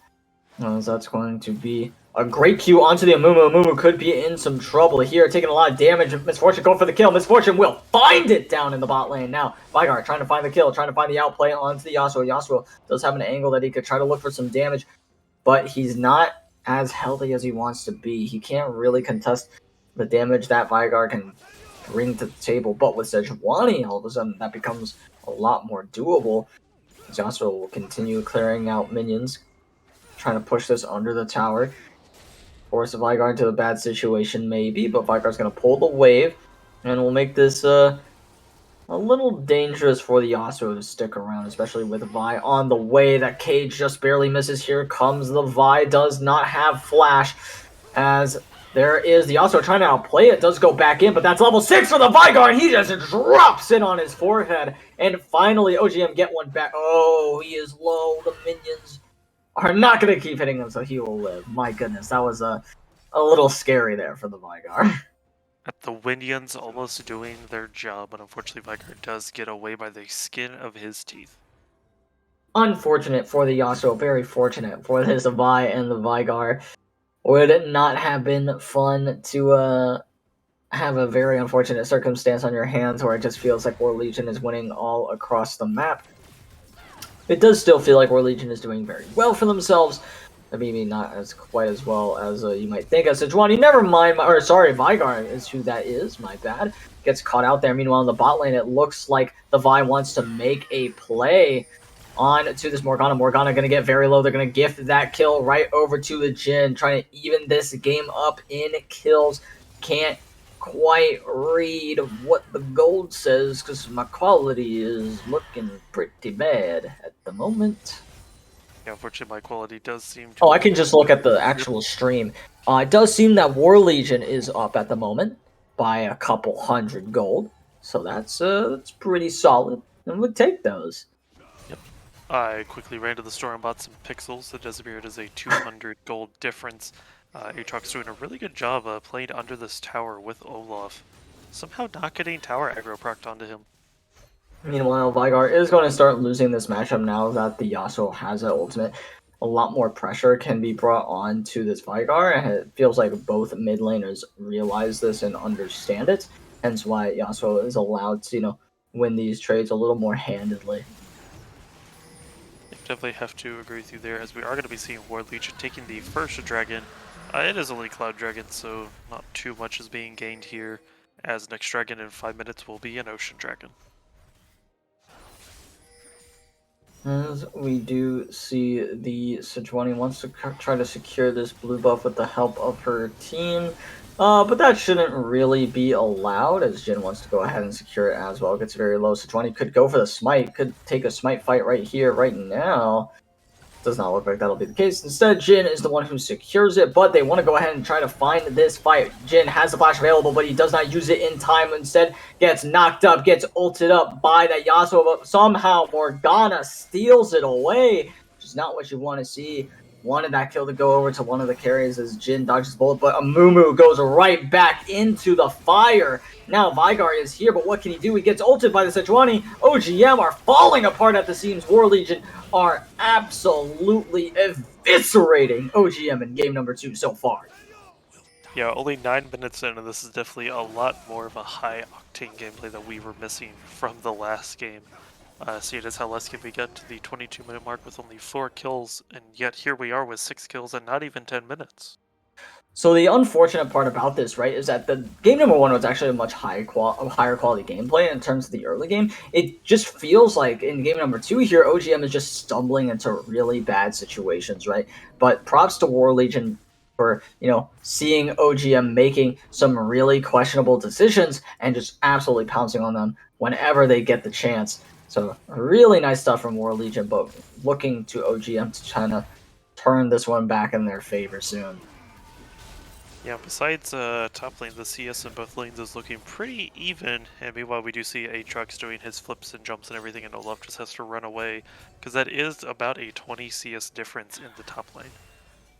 Yeah, 20 CS difference is not exactly what you want to see, as we will see if this Aatrox can do anything about this situation that the Olaf might find himself in shortly. Here it is now He will have to use his... He doesn't actually have his ultimate, so he will not pop it there. Does pop that flash, though, instead, as Vigar will go ahead and clear out this vision, prep it for the Rift Herald. Here comes the Yasuo, though, a little bit aggressively posturing right now, as I don't think Yasuo can realistically get into this fight. Morgana is pathing up towards this Rift Herald, though. Maybe the side of War Legion can contest, and this would be an absolute disaster, the side of OGM.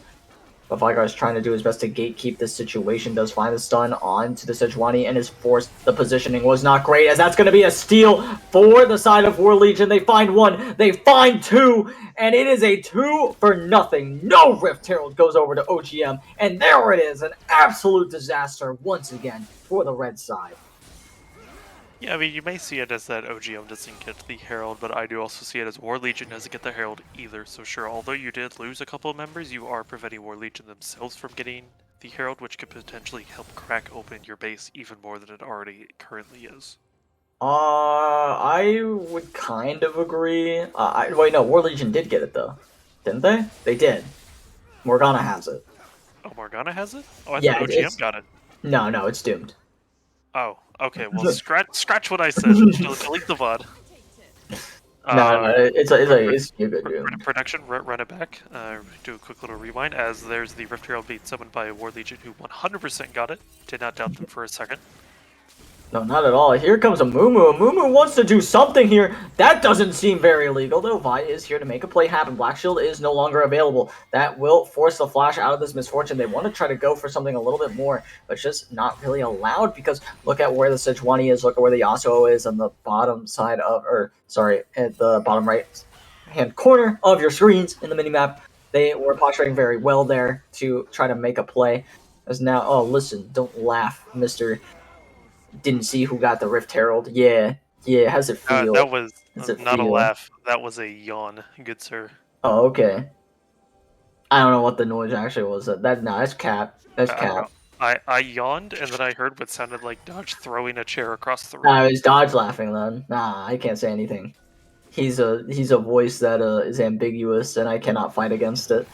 As we will see the Amumu get rooted up here. Maybe even get killed by this bullet time, getting knocked up. But that's going to be Sejuani yoinking that kill away from her ADC. Might not have actually been able to secure it. So we'll give Sejuani the pass this time around. But Vigar's in a very poor situation, trying to use that Primordial Burst to find a kill, but it's just not enough. Sejuani's going to try to chase this kill down as well. Vi is trying to find the kill onto the Misfortune, but Misfortune is not going down. Vi, you do no damage at the moment. And War Legion are absolutely murdering OGM in game number 2, 10-2. The gold lead is about 6k there. They will get their second dragon of the game at 13 minutes, and they are well on their way to a soul, as they are crushing the early game on these early game oriented champions in mostly Misfortune. Yeah, mostly Misfortune, and I do want to point out it is going to be Hexel, so if War Legion gets this is going to be really powerful. All in all, with both Aatrox, Yasuo, and Misfortune. I really like this from the side of War Legion to go ahead and just start, taking away all the resources ever. This might be a little bit of a throw, though, as they go ahead and try to take this fight. It ends up being, for some reason, a 5v2, and I'm sure they weren't expecting the 5. Maybe the 4 would have been reasonable, but guess who's going to go down as a result? That's Sejuani, who will fall. That's a shutdown for the Vi, who definitely needed the money. The other one that got the shutdown was Jin. Jin did get the lesser of the shutdowns, which is unfortunate for him. Definitely needs some gold in his pockets, but either way, they will be happy with that situation, finally being able to punish War Legion for the way they are maneuvering around the map, and War Legion might have to, take a step back and go, all right, that clearly wasn't legal. Let's calm down a little bit. As Olaf wants to try to find a play onto the Aatrox, but Aatrox is just a good bit stronger than he is at the moment. I do like the power that War Legion has, but unfortunately these little sections of the map we have here, called the enemy jungle, War Legion is currently not allowed to walk into that, mainly because you do have vision here from the opposing team, which is one thing that helped get them spot out that allowed OGM to go, hey, let's put everyone right here. Yeah, as speaking of putting everyone in one place, it looks like they want to go ahead and collect this bounty on the top laner. Aatrox not in a great spot. trying to give it over to the Jin, maybe, or just give it over to someone at this point. Vi looking for the kill, or give the shutdown right on over to the Olaf, who comes in and scoops up that kill. As Warlegion are slowly bleeding away their lead. The gold lead is still intact, but for how much longer? How many shutdowns can they give away before it starts to get a little bit problematic here? As now the Vigard wants to try to find the play, does get rooted up though. Here comes a movement with the flash right on to this Misfortune. No ultimate available for him though in this situation, as we will not see. Oh, the curtain call is going to drop as he will try to hit this Misfortune. Maybe hit the Morgana instead. Could be an interesting development there. As here comes the Yasuo trying to find the play. Here comes the ultimate from Sejuani. That's going to be the bullet time. That's going to be Misfortune getting herself a kill as well. Now maybe they try to push in. They're going to get this tower pretty easily here. Go for a little bit more. A nice dark binding onto the backline, but that is so much damage onto Misfortune. That's going to be a shutdown for Jin, as they want to keep themselves in this game for as long as possible. Yeah, that's actually a really huge pickup there for the Jin off of the Misfortune, especially with 2 minutes till Ocean spawns. Sure, Misfortune will be up in time, but now this gives Jin enough time to finish clearing a wave, back, finish an item. Or, I mean, his item's already finished, start building a new item, and then get ready for the next dragon fight to help put OGM back into this game. Absolutely, that'll be the route that doesn't quite hit there, as they want to try to find the kill. They're doing so much for it. The flashes, they get Yasuo's flash, but at the expense of a Jin flash and an Olaf flash. And the Olaf flash, I think, would have been worth, but Jin being flashless for the next 5 minutes, not what you want to see. Yeah, very unfortunate. So one thing I do notice about OGM is they realize that if they travel with these 4 members all together, they can win almost any fight and just let Olaf be off and do his own thing. And meanwhile, you look at Warlegion, they're just now stacking 4 people with each other. But meanwhile, they're like, yeah, Yasuo can go by himself, Sejuani can go by herself, you know, maybe put these 2 together. And OGM is just able to really help capitalize on that. Does seem to be the case. I think sticking, being alone is perfectly fine at this stage of the game. It's just how far can you push up? Not very far, right? You gotta you can catch your side lanes, just don't push up all the way to, say, if you are the Yasuo and you're side laning right here, I think going anywhere past, like, right here is a pretty illegal situation. In fact, even going as far as he is right now with no vision is a little scary, as we will see the rest of OGM trying to pick off this Yasuo under tower. Though, if they send so many people down here to make a play, all of a sudden, take a look at your screens here, as we do see Aatrox being left alone with this tower, and there is absolutely no one in this entire vicinity of the map. Everybody is on the bot side. They will find that kill onto the Morgana as well. Bullet time comes through. Will they be able to find anything more? They find the stun down onto Misfortune. Misfortune might go down here. Curtain call is falling. They finally find the kill. Misfortune is going down. Will they be able to find anything more, though, is the question. Yasuo trying to find the play, trying to find all of those dashes. Finds the ultimate onto 2. Will it be enough, though? He finally goes down. Sejuani's going to find 1 as well, though. Meanwhile, Aatrox is still pushing this top lane wave. He got something for his troubles. Yes, there is a dragon alive, but that's a lot of kills. That's a lot of money that went into the pockets of OGM.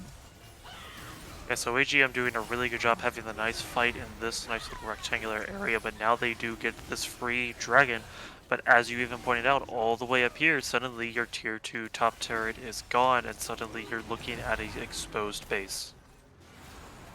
Yeah, not quite being exposed at the moment. You do still need to get that inhibitor tower, but if that does fall, if they do leave the Aatrox alone for even longer, I mean, we could take a look at the gold difference between these top laners. If you see, it's a 50 CS lead at the moment.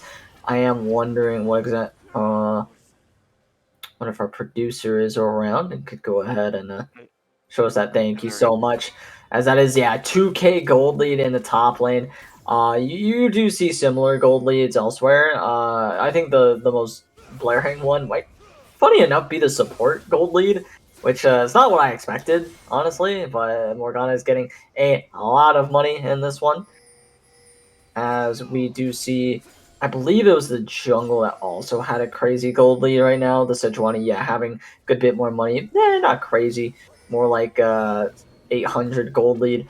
But yeah, the top diff is not being felt as much in this game quite yet, but once Aatrox starts joining the fights, you gotta imagine it's gonna be a lot more apparent from there. But we do have someone in chat spamming OGM, hoping to help push their team into a victory. As it appears we have lost part of our overlay, but it does appear that there is a fight going on. Yeah, it could be a bad And also situation. there- Could have been a bad situation for the Aatrox, but he manages to dodge out of that one.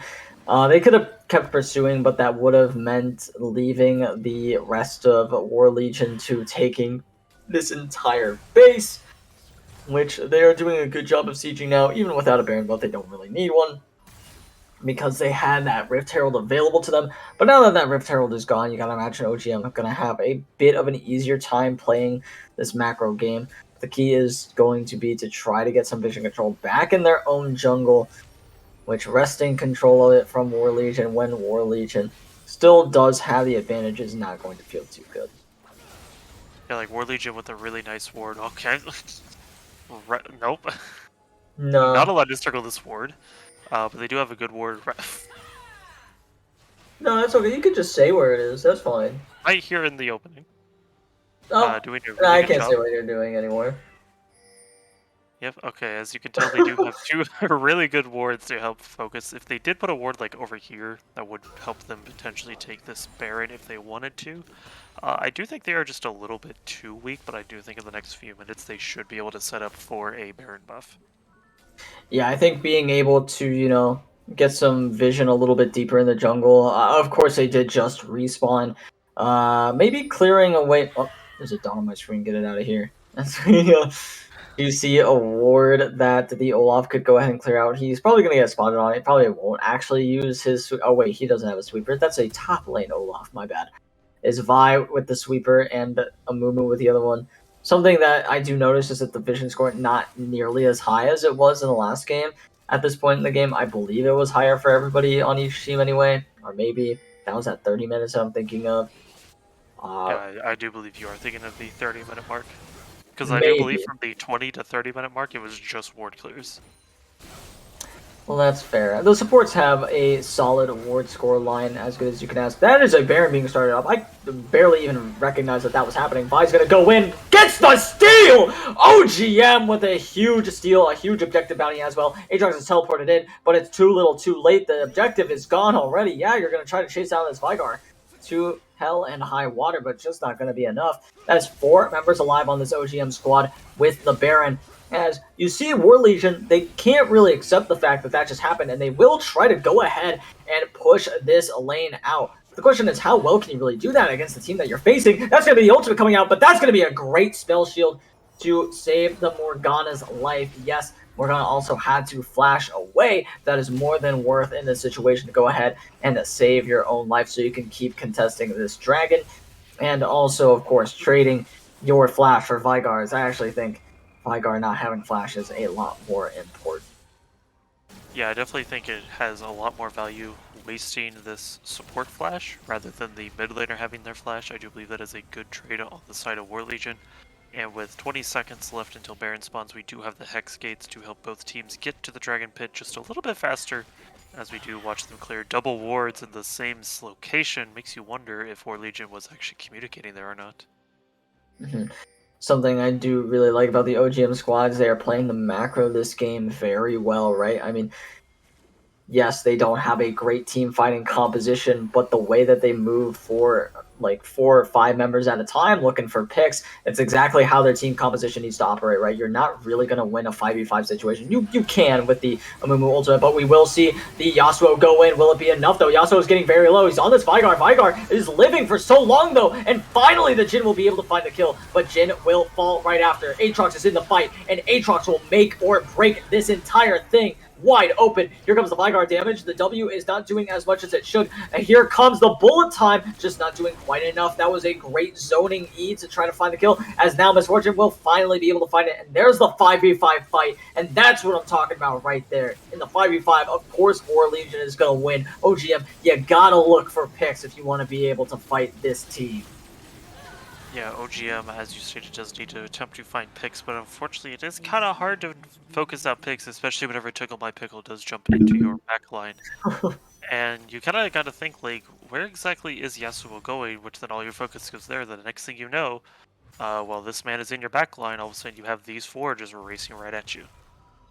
Yeah, absolutely. I think a big thing for me there also was Amumu not really sweeping, not really looking for if the enemy team had vision for where he is. He could have used that sweeper to look for a flank as well, which I think in this situation is kind of what you need to do, or you need to play a little bit more scrappy instead of just going for these full 5v5 team fights. Yes, it is hard to find, picks in the situation, but the point is you can't let the other team group as 5 before, you know, you're willing to let that happen, right? You got to dictate when the fights happen. As soon as there's 5 members on the other side, you have to play pixel perfect, or you actually have no chance of winning these fights.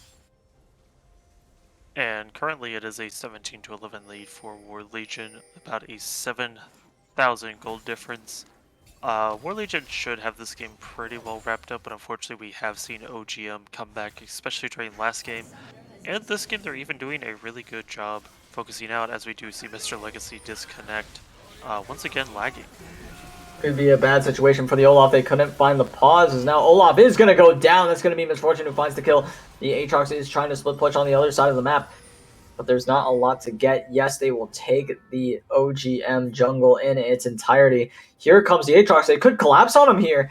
He could get over the wall if he so chooses. He's going to get stunned up, though. That's going to be the Everfrost dropping as well. It's going to be so much damage that comes through. He is very low. Here comes the W as well. Here comes the stun. But the rest of War Legion is making their way inside the base. They'll get the inhibitor tower. They'll get the inhibitor. They might even look for more. Jin is trying to defend the best of his ability.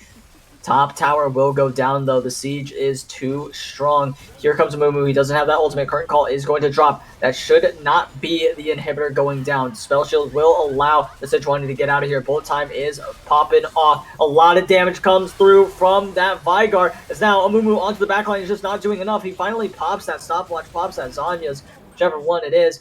As now they are still running for the hills. There's the Gale Force into the 4th shot from the Jin. A lot of damage coming through with that W. That will be the Vygar finding that one monstrous on the mid laner. Finds the shutdown. Misfortune will get a kill for her troubles, but that's going to be Jin helping his team get the ace, along with Vygar, the 2 superstars of this squad, of this match. Jin 8-2-3, Vygar 4-3-9, has that Rabadon's death cap completed, so his damage is spiking right now. It is a very scary time to be on the map if you are War Legion. Yeah, definitely not just because Vygar has his Rabadons collected. I do believe we are requesting a stack count on this Vygar. Oh, absolutely. I've received it. 761 total AP. I did see an update to 285 stacks, as I was told 282. So this Vygar is currently a big primary target for all of War Legion. Yeah, and something that you got to take advantage as soon as possible, right, is that he doesn't have the Zanyas. He hasn't built it yet. I don't know. He should be building it into the team comp that he's playing against. I think specifically playing into something like the Yasuo, like the Sejuani. I actually think playing into Yasuo could have been an okay second item. The only reason I'm okay with not building a second item is because of how huge of a power spike having this Rabadons is. Paying in dividends, right? All you gotta do is, outplay your opponent for it to be absolutely worth. Vi, gonna look for another steal here. Curtain Call is falling. Curtain Call is melting. Here comes Vi over the wall. There it is, and he steals it again! Second time in one game. As they will flee with their Baron buff, they say thank you for the leash ×2, as they will take a bit of greedy backs, as they will still manage to get away even after that. Yes, Misfortune finds the kill once again onto the Vi. But for some reason, it seems like the side of War Legion want to just take as much as they want, even though the Baron just went over to the other team. I don't know if they're allowed to do this. Yes, there's no Vi. It is a 4v5 situation, but how long could the side of OGM stall this one out, especially with the damage? Here they go. They're on to Jin. Jin has the Gale Force, so is running away as fast as he can. That's going to be Vygar getting one kill. Aatrox is onto the backline, though. He finds one, but Olaf is running, wreaking havoc on the enemy backline as well. Vygar being alive is absolutely massive. Aatrox is going to go down. The shutdowns are coming through once again. Vi is on the map as they will go ahead and strike back. That is a dragon on the map. What are you doing, War Legion? You could have just taken the pressure that you gained in mid lane, left, gone to the dragon, but instead, that's a free dragon for OGM, and they have the Baron. OGM are not letting this game escape from their clutches. Yep, and we do see the Sejuani coming down into the Dragon Pit. Vi, I don't know if Vi knows that Sejuani's on the other side of this wall, but we do have the Vigar. He does now. Yep, they do now. We do have Vigar doing his best to help focus down this dragon. Will Sejuani jump over the wall and get the Okay. Let's get the freeze, jumps in. This is her chance. Oh, she gets it! She does manage to steal it away, and that is soul for her team. That's absolutely huge, right? Now, she does die to the Primordial Burst, which is unfortunate, but that is... why, like, you're picking it. You should have known that you were going to die. Come on, just accept that that was your fate. Like, no need to ping the ability. That is supposed to, do about 2 times your HP. Like, come on, it should one-shot tanks. Let's all be honest with each other. As a... Great play so far from OGM. OGM is staying, or not OGM as a whole, but the Vigar wants to stay. Vigar could be biting off a little bit more than he can chew here, though, right? He's not landing his Ws either. He's not landing those Qs. As he finally gets knocked up and he gets punished for overstaying, a very questionable decision from the mid laner of OGM that could lead to his team's downfall. Now, we will see if the side of OGM can actually hold on to this game, but without their wave player, their Vigar, it's going to be so much more difficult than it once was. In fact, I don't know if they can actually hold it here. The curtain call will drop. That's the win wall as well, but Jin is just going for the minions, and they will do a good job of clearing those out. And that will be exactly what they needed to do there. I really like that from the Jin. Bolt time is going to start popping up, but it's not enough to kill the Amumu, but that's going to be the 4th shot to kill. I don't even know if it was a 4th shot that ends up killing the Misfortune. It might have just been a regular auto from Jin, but combined with the Gale Force, it's just too much damage. Now, War Legion might be pushing a bit too hard here. The Vigar being up so soon. The Umbral Chains are going to bring back the Jin. That's going to be a huge kill coming through. The Sejuani is in. Olaf trying to get back onto the map. This is a tower dive that is coming through. Vi is down, but guess who's here? It's the Vigar who's going to be pumping out a ton of damage. Here comes the W onto the backline, onto that Aatrox. Now they're finally onto the Vigar, and if they can kill him, they can win. The question is, will it actually happen? That's the W. So much damage coming through. Will he go down? Yes, he will! Finally, War Legion will find the kills, as that will be the Vigar going down. That's the ace coming through. War Legion stealing this game from OGM. Well, realistically, War Legion were absolutely crushing OGM. OGM stealing the game away, stealing control for so many parts of this game at random intervals that just should not have happened. Big parts of this Vigar and this Jin, but in the end, it doesn't even matter. War Legion will take home game number 2 in just a few seconds here, as the Nexus will fall. There we go. Game number 2 goes over to War Legion. Yeah, War Legion definitely cleaned themselves up after last game. And whenever we went to break after game 1, I did mention that I would be predicting a reverse sweep for War Legion, and it seems like War Legion has found the answers to what they need to potentially start this reverse sweep. Yeah, absolutely. And I do love in chat when someone says stealing what. I already corrected myself. I did it already, unless you're like typing as I'm correcting myself, which is just mean, right? Like, come on now. No need for that. I did it. I fixed my own mistake. Screw you. And it's not and it's, right. And hold on, because it's not like OGM was like out of this game, right? If you actually look at like where the gold is allocated, all the gold was really allocated to was not like super important places for the side of War League.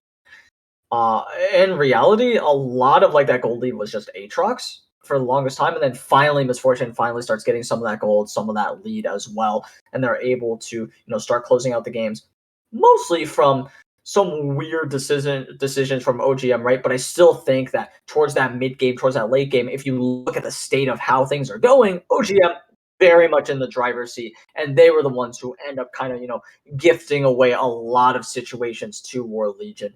But Kongman, I don't know if you have anything to add on to that one.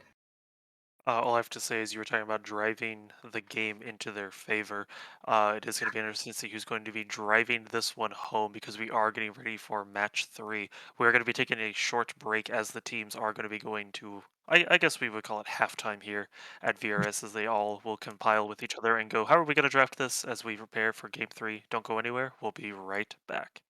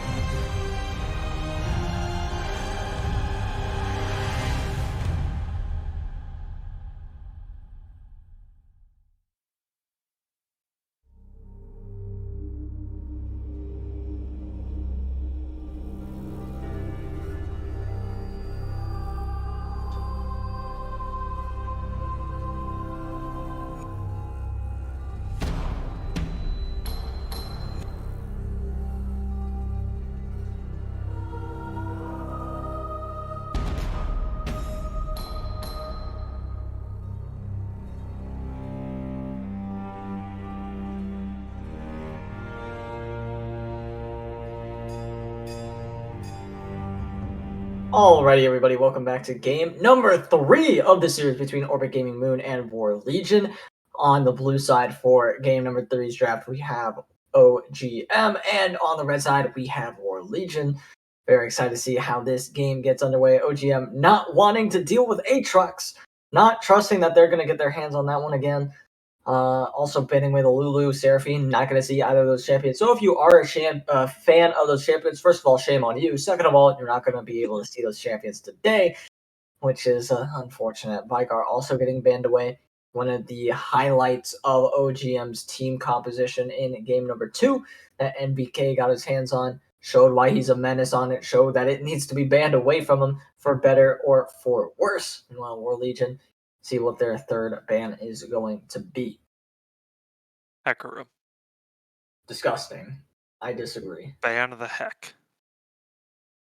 I mean, I'd be okay with it. I forgot that I don't care who wins anymore, because I actually do care again, because I want War Legion to win. Before, I just, was cheering for the 2-0. I was really cheering for the 2-0, and that didn't happen. So now War Legion just win.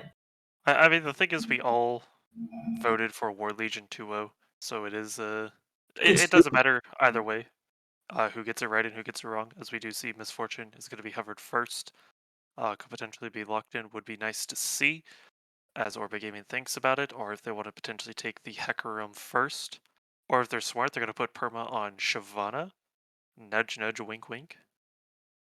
So I actually think picking the Misfortune here would be a huge mistake. I think that is the correct option. I think you do give over Misfortune, which is not exactly what you want to do, but I think it's fine. You don't seem to be thrilled about this decision. I like Hecarim because it actually should make for high octane gameplay, right? I don't know why the first game is so slow, other than you had Ezreal and you had Karma, so that probably didn't help. But you actually draft a team composition around you that can make something happen, and we are going to see the bot lane of War Legion probably run it back here. Go ahead and pick up that Morgana, pick up that Misfortune. I do like that strategy from them. Could potentially also be Morgana jungle, but as we do see the Misfortune potentially getting locked in here, it will probably be the MF Morgana bot lane. The MMF, as some people would like to call it. Yeah, I do. I don't know how much I like double MF. Not a huge fan of that one. As the lane itself pretty solid though. So we will see what they go ahead and pair with the Hecarim here as no. Okay. You shouldn't be excited because that's an Ivern mid that they're hovering. No. You see, I was excited for a second, and then I remembered they have Hecarim. Yeah. So I'm like, unless this Hecarim is going top lane. No. Okay. Better. They're not doing what I thought they were gonna do. I was gonna say they might do Rengar Ivern bot lane. No. No one's Yes. gonna do that nonsense. What do you mean? Like, why not? What do you mean why not? Okay, if you're playing League and someone locks Rengar Ivern bot lane, and they are like a great duo, would you be prepared for it? Yes. No. Yes. Who plays that? Enters. I mean, okay, so you play it. No, I don't. I just see, it's Rengar Ivern. Oh, jungler. Oh, merry men. And then we just gank him and into the ground, into the dirt until he's dead. Speaking of ganking, this Yasuo is going to be a little bit hard to gank since once again he is in the mid lane, and Yasuo is just kind of a hard person to gank in general, just because he can throw his wind wall up, dash away, throw his tornado at you, all those kinds of things. What are you laughing at over there? I just want to see the Yasuo wind wall, the Hecarim ulting, and just watch Hecarim disappear into the wind wall. Because that'd be. I mean, how fire would that be? If Hecarim count as a projectile, or if imagine Gragas body slam also counting. You just see him slowly meld into the wind, just disappear. It's Yasuo's new one-shot ability after his O10 power spike. Okay. He gets bodied by Gragas so hard, his wind wall just evaporates people now. See, again, Malphite would love to see that as well. I do like I actually really like that ban. I think another good one would be Wukong. I think getting rid of that would be a smart decision just to like prevent the wombo combo. I do like that they kind of preemptively got rid of Diana just to make sure that there was no like Diana Yasuo angle that they could go for. However, they still have the Yasuo here, and if you look at the bans for War Legion, they're setting up a specific champion that I've already mentioned, and it's not that. That's not the one. That's not him. That is not Wukong. Because Don't ban the. Oh, I mean, like you see that they banned Shen, they banned Renekton. I feel like those are some of the worst champions for Wukong to like play into. I don't think he has terrible matchups anymore, right? So picking Wu is a decent idea here. Or if you're really convinced that OGM is not going to pick it, you could go ahead and just slam a jungler here. But I don't think that's necessary. It depends on if you like have a really good counter too. That oh god Morgana jungle? Question mark. no Yo, they locked in the no Taric. they It choked is MF it. Taric They bot lane, threw drafts, man. They or threw it could be drafts. Taric jungle. No man, they were doing so well. And then they threw. This is such a good draft. This is like Exodia draft, and then they are like it's like for some reason they have a Toontown in their deck. Like, what is this, man? Man, They're like, oh Toontown. That is a website I have not heard of in a no, hot no, no, minute. no, no! It's a Yu-Gi-Oh card. They're like, yes, Oh, I. you mean Toon World? They're like, I summon Pot of Greed, and then they like, You yeah. don't summon Pot of Greed. I don't care, man. I don't care, bro. Hey, Get out of here. producer, can we call Becky in to replace Shogun real quick? Oh, They're I'm gonna be making Yu-Gi-Oh sorry. I references. shower sometimes. And Notice the keyword sometimes. oh goodness. No, I didn't want the Morgue Jungle. He wanted the Morgue Jungle. Thank you, Blue Water League, for Yes, the I pick. wanted Morg Jungle because Appreciate I it. used to play Morg Jungle. As you can see, I'm just sorry. You came in at a bad time because I'm losing my mind over War Legion's draft. As you can see, things were going very well up until the point they picked Tarek, and now I don't know what to think anymore, other than disappointment. And we look over to the blue side. I actually really like the comp that they've drafted for themselves. Once again, though, I do think it is slightly more pick oriented, especially with the fact of the Mordekaiser with the Jin.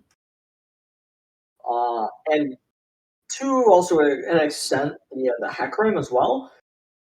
I'm not thrilled about War Legion's comp because Tarek makes me sad, and I feel like you could slot like Wukong Jungle in here, and it's probably 10 times more playable for everybody involved. Other than the fact that you don't have a lot of magic damage, and if that was your big oh no, why did we flex Morgana into jungle instead of playing any other AP jungler known to man, like Lilia or Talia. Or Or Shyvana. no, that one's bad. Yeah. No, that one's garbage. But like other than that, like what went wrong, What? here, guys?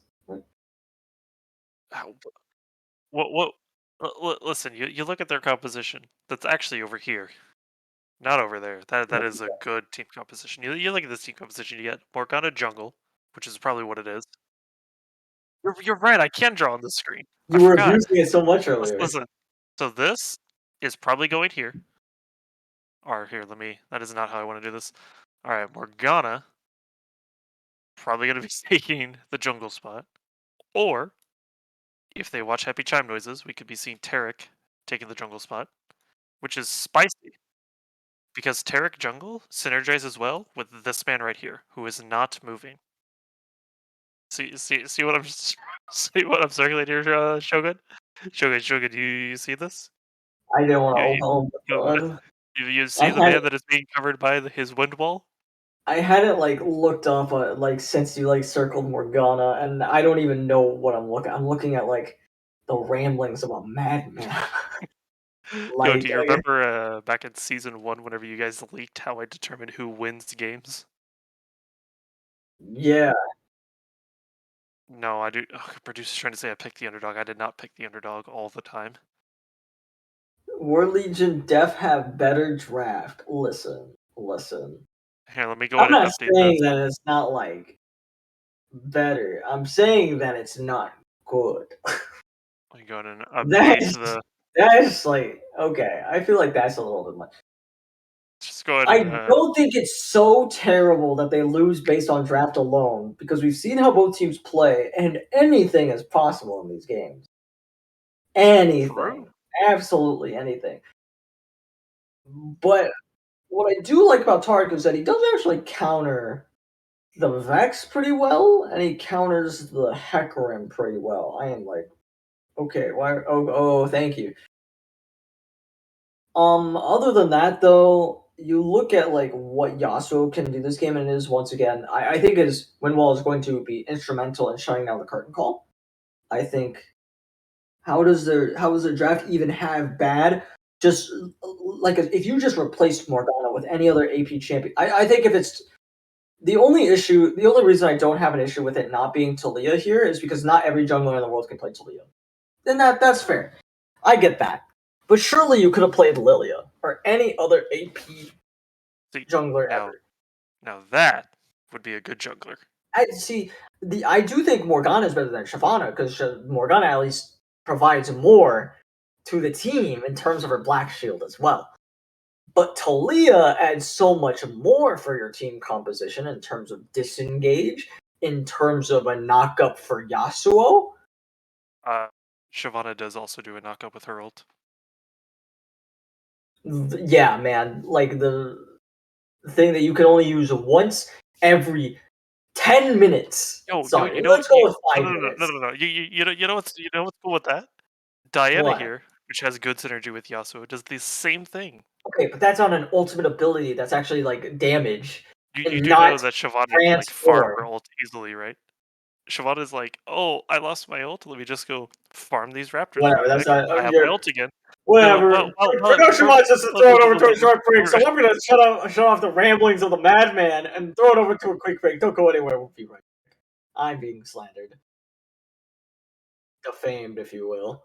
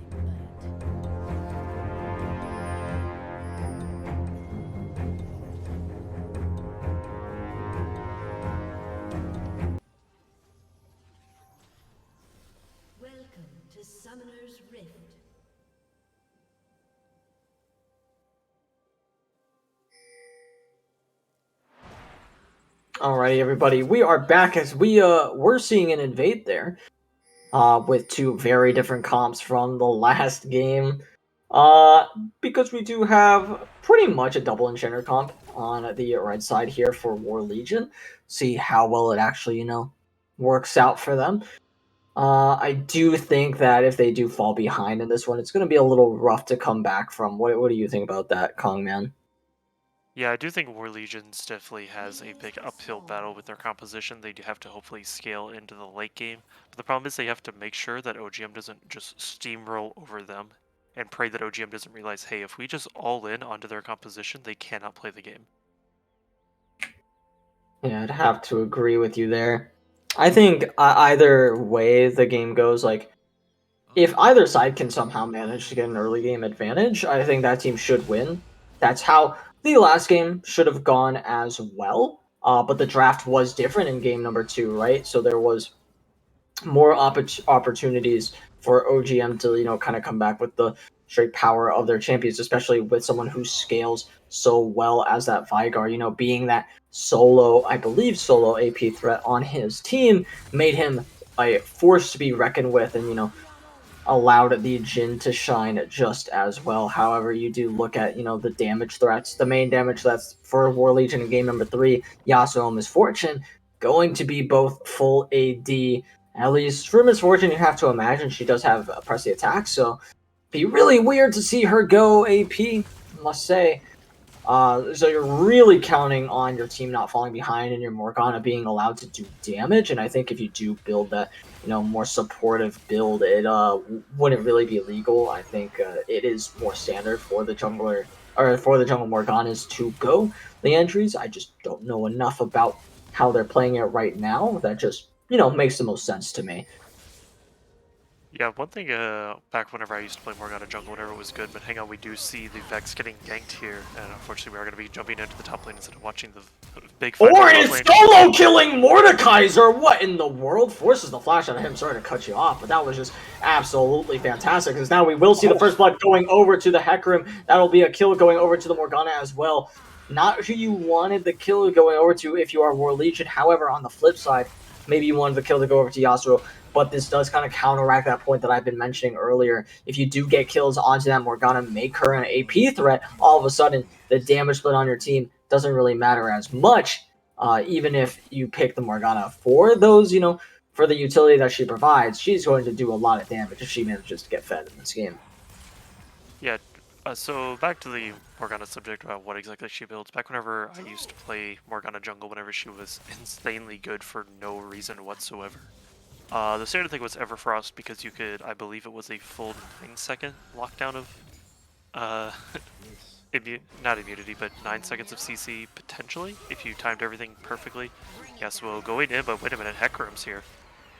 Yeah, absolutely. Hecarim going in for the gank, finds a nice play there, but that's all they're going to be able to do for now. Meanwhile, in the bot lane, not a whole lot of trading. Camera just wanted to look there for fun, as Yasuo could be in some trouble under his tower, as Hecarim goes ahead, shoves that wave right on under, and is okay with trading Scuttle Crabs, instead wanting to go ahead and clear the bot side of his jungle. Yep, definitely going to be interesting to see what happens there. As we do see Morgana placing a ward down onto the blue side Wolves. Realizes the Wolves are gone, so probably knows that Hecarim is near the bot side. Might potentially look for a gank here onto this Vex to help Yasuo, though. Yeah, absolutely. As a Vex is in some trouble, Yasuo looking for the play, trying to find it there, as this is some great early game aggression for the side of War Legion. But here comes the Hecarim. Hecarim does a little bit better when it comes to that early game aggression, but they're bringing up the bot lane as well. Here comes the Yasuo. Yasuo is going to get himself a nice kill as well. Will he be able to get a second one? The Dragon is spawning as well. What a disaster for OGM. War Legion off to a hot start. Maybe even picking up the Dragon on top of that as well off spawn, as OGM are going to have a chasm to climb out of this one, and War Legion are having the exact start that they need to make this game not very close, I'm going to tell you. Yeah, so seems like every time I try to talk about this Morgana build that I used to play back in the day, seems to get interrupted, because speaking of which, here they come once again. It's like it's the forbidden tech of Morgana that can never be spoken. I mean, they're not really allowed to walk up here, right? They don't have their hack room anywhere nearby, so they're just going to go ahead and back off. Let the enemy team take their reset. Ward Legion will go ahead and back and get back onto the map. See what exactly they buy, because they should be pretty up on items here, as Morgana hasn't quite completed her back. She's actually still going. Meanwhile, Misfortune doesn't quite complete that Noon Quiver, unfortunately. Should be able to do so the next time she hits that back button. Meanwhile, on the top side, things are going a little bit well for Mordekaiser now. I say that, he almost dies, but he's fine. He's okay. He has to kind of chill out under his tower. Ornn can still look for this kill, and if he sits too close to his tower, actually, I think that might be a little scary for him, based on what this Ornn could end up doing to him. But we will see how that one ends up going. More interested in the bot lane shenanigans that are happening right now, as Jin is out CSing the crap out of this Misfortune here. That is a nice interrupt from the Heck Room here, trying to chase down the Ornn, do as much damage as possible, but it's not really going to be enough. Nice route onto the Misfortune. Misfortune doing what she can to get out of here, but now they find the stun onto the Jin. Jin with the 4th shot, not going to do a whole lot of damage because of that pretty massive shield, as now Ornn will get out of here. Will survive. Another gank onto the mid lane, trying to feed this Yasuo as much as possible, get spell shielded up, but will be a-okay. Yeah, this is another nice little thing about Morgana, is not only can she set up a nice stun and then her W gives a really nice area of effect damage, but her E also just gives you that shield, but wait a minute, that doesn't help you. Yeah, here comes Hecarim finding a kill onto the Yasuo, and all of a sudden Yasuo has 2 deaths in this lane, trying to find a play. Meanwhile, on the bot side, wanting to find that damage. Unfortunately, that Q does not quite hit. Right there, that'll be the W that swings wide from the Misfortune. Misfortune will be fine in the bot lane for now. No junglers in the vicinity mean that it is a straight 2v2 for the time being, and they should have an idea that that is the case.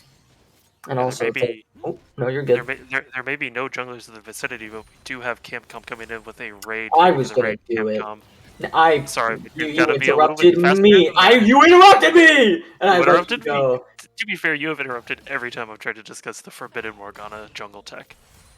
I have? Well, that's because action started happening. That's not my fault. Listen, I'm still in game 1 mindset. Oh, Look, I killed a ward. Nothing? No, stop. We don't need that mindset anymore. Yo, the ward is gone. Wonderful. That's a nice stun onto the Karma there, as Jin is going to try to root that one up. Uses that cleanse perhaps a little bit early. I can't quite see what exactly happened there. I need to buy a few pixels shortly, as that will be Rift Herald going down. Will they be able to do a little bit more here with that up? So that's going to be a nice fear onto the Yasuo. Yasuo running after this Vex at the moment. That's going to be the wind wall that comes through. The Ornn ultimate will hit, and that's going to be the ult that comes through, and the snare. That's going to be one dead Vex, but Morgana is going to be the one who picks that one up. But the Horsey has gifted himself over a prize Stallion, once again going over to the enemy jungler. That's going to be a hard-hitting Morgana later in this game. Yep, as we do see the Rift Herald going to be spawned now. It is very interesting that they actually are stacking all 3 of these members here. Morgana, you don't need to be there, because one thing that people tend to forget is that with the more people shredding towers while plates are up, the more armor the tower has, which makes it harder to knock down. Morgana, you don't need to stay there. Let Yasuo take care of this. I actually don't mind this, because you are still applying DPS to it. It would be one thing if she was just like kind of chilling. Wow, that is that is a bit of a tilt play from the Vex there, who has her ultimate blocked. I was too stunned for words there for a second, as in the bot lane, the target will go ahead and ult, trying to find some space for the Misfortune to run, but here comes the curtain call. One will hit, another one threading the needle. Will the next one go? But that will flash, will save her life. That will be a flash under the tower. Tark is going to auto and steal that one away. Here's the Hecarim to try to find the play, but with the black shield up, it's not really going to be doable. But finally, OGM are able to strike back. Unfortunately, it is the support who ends up cashing in. Yep, I took a quick glance at chat, and Shogun, someone wanted to point out to you that they believe neither Wukong nor Talia could root someone like that. Talia could W somebody!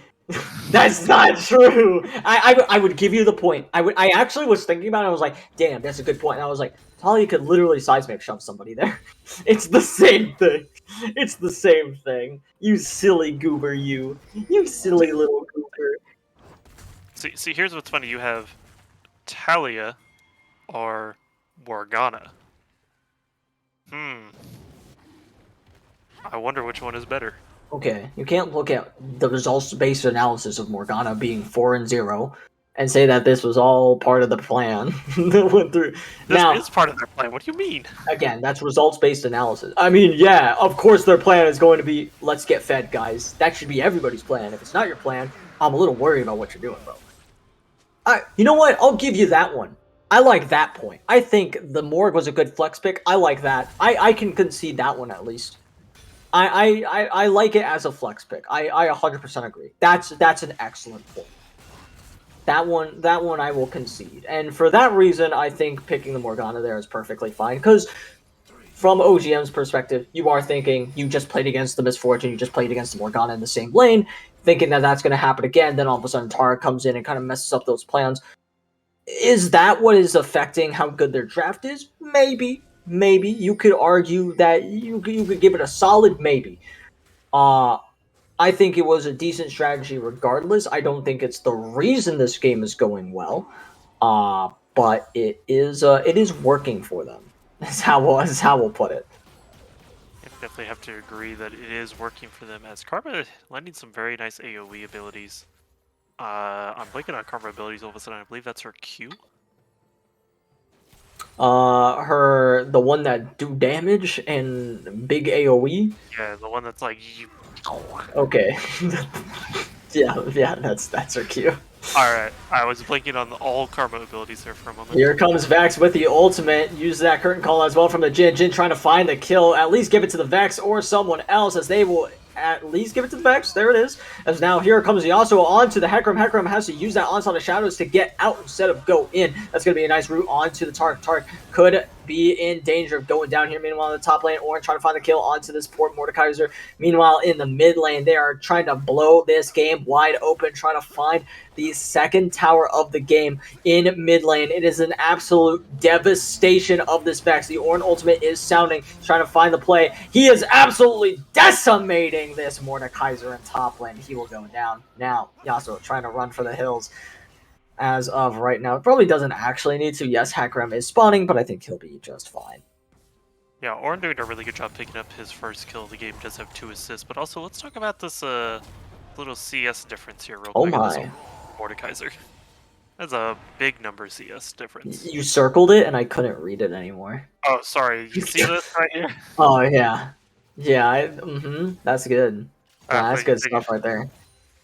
87. I mean, look at the gold lead as well while you get the chance. It's just an absolute massacre. The only one who's winning in gold right now is Jin, and I guess you could count Karma, but the gold difference in the support role doesn't really matter, and it's so close that even if like it did matter, still wouldn't matter, because it's like, what? That's a control ward here, could health potion there. It doesn't matter too terribly much. Unlike everybody else who has like 1k gold leads or something, or like 500, I think is the lowest gold lead that someone has, I believe. So pretty disgusting. And someone's saying, imagine banning Aatrox, then having it worse versus Orin. Yeah, kind of wild. I mean, I don't know, like I don't want to be that guy. But it probably would be a lot worse versus Aatrox if we gotta be honest with ourselves. Like, if it's this bad against Orin, imagine what Aatrox would be doing to this guy. It would be brutal, right? So probably a good thing that they banned away the Aatrox. I haven't really seen this top laner picked like anywhere in VRS, I believe, but I'm surprised like Urgot is not seen play into Orin. Disgusting. How dare you? What do you mean? I love playing Urgot, and he's so good into Orin. The only time we need to talk about Urgot is when I miss... Oh, that's a flash. All right, that guy is out of here.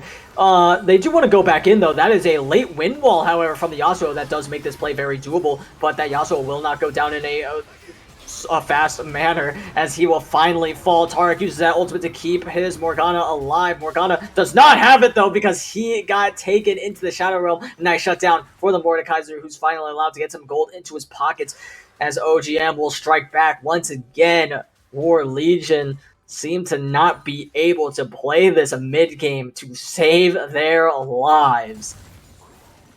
Yeah, definitely a 1-4 Vex versus the 2-3 Yasuo is definitely not something you want to get used to seeing. And we do notice that Morgana has picked up the Leandries for her mythic item. Most Morganas do currently take Leandries or Everfrost, depending on what you want to play in the jungle. Everfrost was what we used to pick way back in my day of Morgana jungle. You We picked haven't been. Everfrost. Yeah, back in my day, there was this cool thing called DFG, and if you can tell me what that stands for, not you, chat, you probably know, but Kongman, if you could tell me what that stands for, I'll like Venmo you a penny. Penny, I don't know. That sounds pretty good. But yeah, DFG Yeah, I isn't know. that We know that oh, production knows. All it's right, like you could Deathfire. nah, you could have opened Google by now. Get out of here. What do you mean?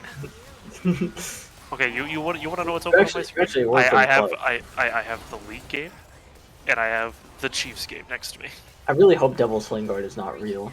That doesn't sound real, but No, like it's if the- it was it's around like- during season 1, that'd be awful. I know that's not what DFG stands for. Like, we all know what DFG actually stands for. Here comes Vex, so I was getting a little distracted as now there's a team fight. It's starting right now. That'll be Misfortune taking down a kill. Will they be able to get a little bit more? The Mordekaiser is looking for the Ornn in the fight, trying to get some revenge. Will not be able to do it as Misfortune should be able to get this kill. If the W comes through, though, all of a sudden it gets a lot more not doable as the Karma almost finds the Misfortune on the other side of this fight. Here comes the Vex, missing just about everything. Morgana gets to live a little bit longer as a result, as finally the Vex is able to take one down. It is a 3-for-2, I believe, here, as the low health bars, it was so close to being an ace, honestly. If just a little bit more had gone the way of OGM, this could have been a much different outcome. Fortunately, that is not the case. The fight that they took was just not one that they could quite squeak out. Our producer putting in chat that they miss Wriggle's lantern. I mean, Wriggle's Lantern is good. Wriggle's Lantern is solid. I mean, Deathfire Grasp, funny. Very funny. Hopefully we never get anything like that back ever. Right, guys? Yeah. Right, team? Lantern over Flare. Yeah. Yeah, Wriggle's Lantern was way more fun. For sure. Absolutely. Hee hee. I agree. I think putting all the old items in Nexus. Oh wait, you guys can't hear production. I think putting production said he missed when they put all the old items in Nexus Splits. Pretty fun time. Oh, maybe you can hear production. Maybe I'm wrong, and he unmutes for you guys. They can't. Maybe he's making us look like a fool. I am talking to the voices in my head then, and I have to translate for everybody else. But that's okay. That's how it works normally. Just glad that that's exactly how it seemed to the audience as well, and I was not wrong about that one. Jin trying to collect an objective bounty for himself will not be allowed to do so, though. Yep. To Nico doing a really good job running. Now what? No, not you. I just saw Spirit of the Elder Lizard. Okay, that's kind of random. It's a real thing though. Well, I mean, It's a leap thing. I mean, speaking of lizards, we do have a dragon coming up in 2.5 minutes, and this is sole point for War Legion, which could potentially help seal away this game for them. Yeah, would be pretty nice for them to go ahead and try to secure it with the, what was it, like 98%. Oh, here comes Vex! Gets a nice two-man Fears. That's going to be the Tark Ultimate coming down, but it will not save the Misfortune. Morgana is here, but is not being affected by that Tark Ultimate, so she will go down as well. Finally, Yasuo is in the fight, trying to find the damage. Should be able to find the Karma. Will he be able to find the knockup? The Flash comes through, and all of a sudden, the Yasuo is in a terrible spot. Meanwhile, on the top lane, they are duking it out. Mono E Mono, who will come out on top, should be the Ornn. Gets a nice knockup. All of a sudden, Mordekaiser running for his life, just barely not going down, and should be able to make it out of this one. Meanwhile, the Yasuo, Tickle My Pickle, should be able to pick up this Gromp here, trying to do something, trying to do anything. Has to run away from the tower because that will be an objective bounty claimed by OGM, keeping this game as competitive as possible. Yeah, doing the best they can here to keep any chance of winning this game alive. Unfortunately, it seems that part of WL has spiraled a little bit out of control. We have hit the 20-minute mark, so Baron is spawned, and honestly, between these two teams, I think War Legion has the best chance of picking that up at this current time. Yeah, absolutely. We will see what they go ahead and do here. Maybe Morgana might overstep a little bit. Maybe they could actually catch out the... I believe this is Vex trying to pick up a blue buff. Morgana might be able to steal away. That's an ultimate onto the Morgana, though. Morgana might have bitten off a bit too much, more than she can chew. Here comes the Hecarim on the flank. Does get snared up. Here comes that Vex, though, as well, trying to claim what is rightfully hers, which is the kill. Unfortunately, it does go over to Mordekaiser, who has the blue buff now, I believe. Now, Orin has to try to make his way out of this one. Can't dodge away from all the CC in the universe, as it is coming down on top of him. Rain casting dogs. That will be a Rift Herald spawn. I believe that is not Shelly, that is Herald, actually. That is spawned in the mid lane. We'll go ahead and take down that tower. Going to go ahead and get onto the inhibitor. Might even get onto the Nexus towers, but if they stay for that long, might get a little dicey for them. Baron is on the map, is on the table, and that'll be exactly what the side of OGM want to do. However, they could start pushing for the end, possibly. They're onto the Vex. Vex has to run away. Towers aren't pumping out so much damage. There it is. Vex, bullet time is going to kill her, as the Baron will not be taken away. Instead, OGM blunder and lose a Nexus tower. They lose an inhibitor and an inhibitor turret, all in the span of about a minute there. Unfortunately, a great choice from the side of War Legion to get that, and on top of that, they secure themselves the Dragon Soul. It was the one thing I probably enjoyed the most out of War Legion so far this entire series, is they realize that OGM is on Baron, and they're like, you know what, let them have Baron, we could potentially end the game right here. Yasuo decides to all in into the Vex and realizes, hey, I can get a nice charge onto this inhibitor tower, and now they're down to one inhibitor tower. And now with Dragon Soul, I mean, sure, it is only Cloud Soul, so it isn't that great. Probably the weakest Dragon Soul of them all. But now, War Legion looks like they are about to potentially win this game. Yeah, they're definitely in a solid position to do so, up about 3k gold, which makes it very hard for the side of OGM to play the game, but they want to go ahead and just throw out a Hail Mary. They're going to go and look for this play right here on to the Baron, as that's going to be a nice ultimate on to this Morgana. If Morgana dies, that could be the reset coming through. Vex, I don't know if she ended up getting it. Yasuo onto the Mordekaiser, and wins that fight. Now, Hecarim in a bad place, could go down. He will fall, as that is a terrible time to die if you are OGM. War Legion is on the war path. Yasuo gets himself a Quadra. Penta is in sight. That's going to be the cleanse. He's trying to get away as fast as possible. He's going to get slowed down. Here comes Yasuo. He gets a Penta kill for himself. Tickle my pickle for about 5 kills right there. Gets himself a pretty solid play. A highlight reel for him. Played out of his mind in this entire series, as all of a sudden War Legion take home game number 3 and take home the series 2-1. Yeah, War Legion Gaming had a bit of a rocky game 1, and even as we went into break into game 1, I said this is going to be a nice reverse sweep coming out of War Legion. And all in all, I definitely want to say congratulations to all of us here at the caster's desk. Before all of us predicting War Legion, never doubted them for a second. Agree. Also never doubted War Legion, especially with their monumental draft. I mean, look how good this draft is, right? Never doubted the draft for a second. So good. Realistically, though, I do think that the early game went about as well as it could have for War Legion, which they needed, because we saw how they were playing that mid game, right? And if they played the mid game they did, if they play the mid game the same way, which they probably don't, there's probably a little bit of some differences. But if they do stumble just as hard in the mid game, I don't think this team composition can operate. So really nice stuff from Perfect Timer to get his mid laner ahead and get himself ahead as well, getting that 4-0 start really helped them secure this game from minute 5. Yeah, also look at this damage that Yasuo put out this game compared to their mid laner. Yasuo did a really good job just focusing out the targets he needed, and also that pentakill at the end really helped spike that damage into a nice, pretty beautiful number. Nah, he just lasted him. Absolutely.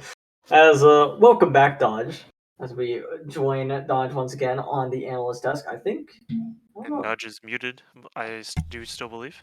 I was muted. What a series that was. That was something. And you know what? We have to decide who was the driving force in the victory here for War Allegiance. I will get that MVP poll going in the chat for all you viewers at home to vote on right now. But in the meanwhile, Shogun, Kongman, break it down for me. Who is your personal MVP? Starting with you, Mr. Shogun.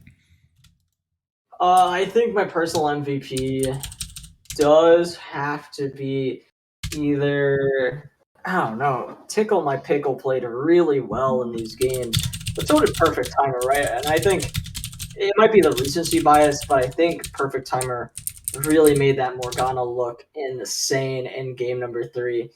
And truly don't think that pick was, or that performance was really doable at the end of the day on another champion. I think Morgana was the correct one to get the job done. In hindsight, but of course, that's going to be 2020. Indeed. Kongman, what about you?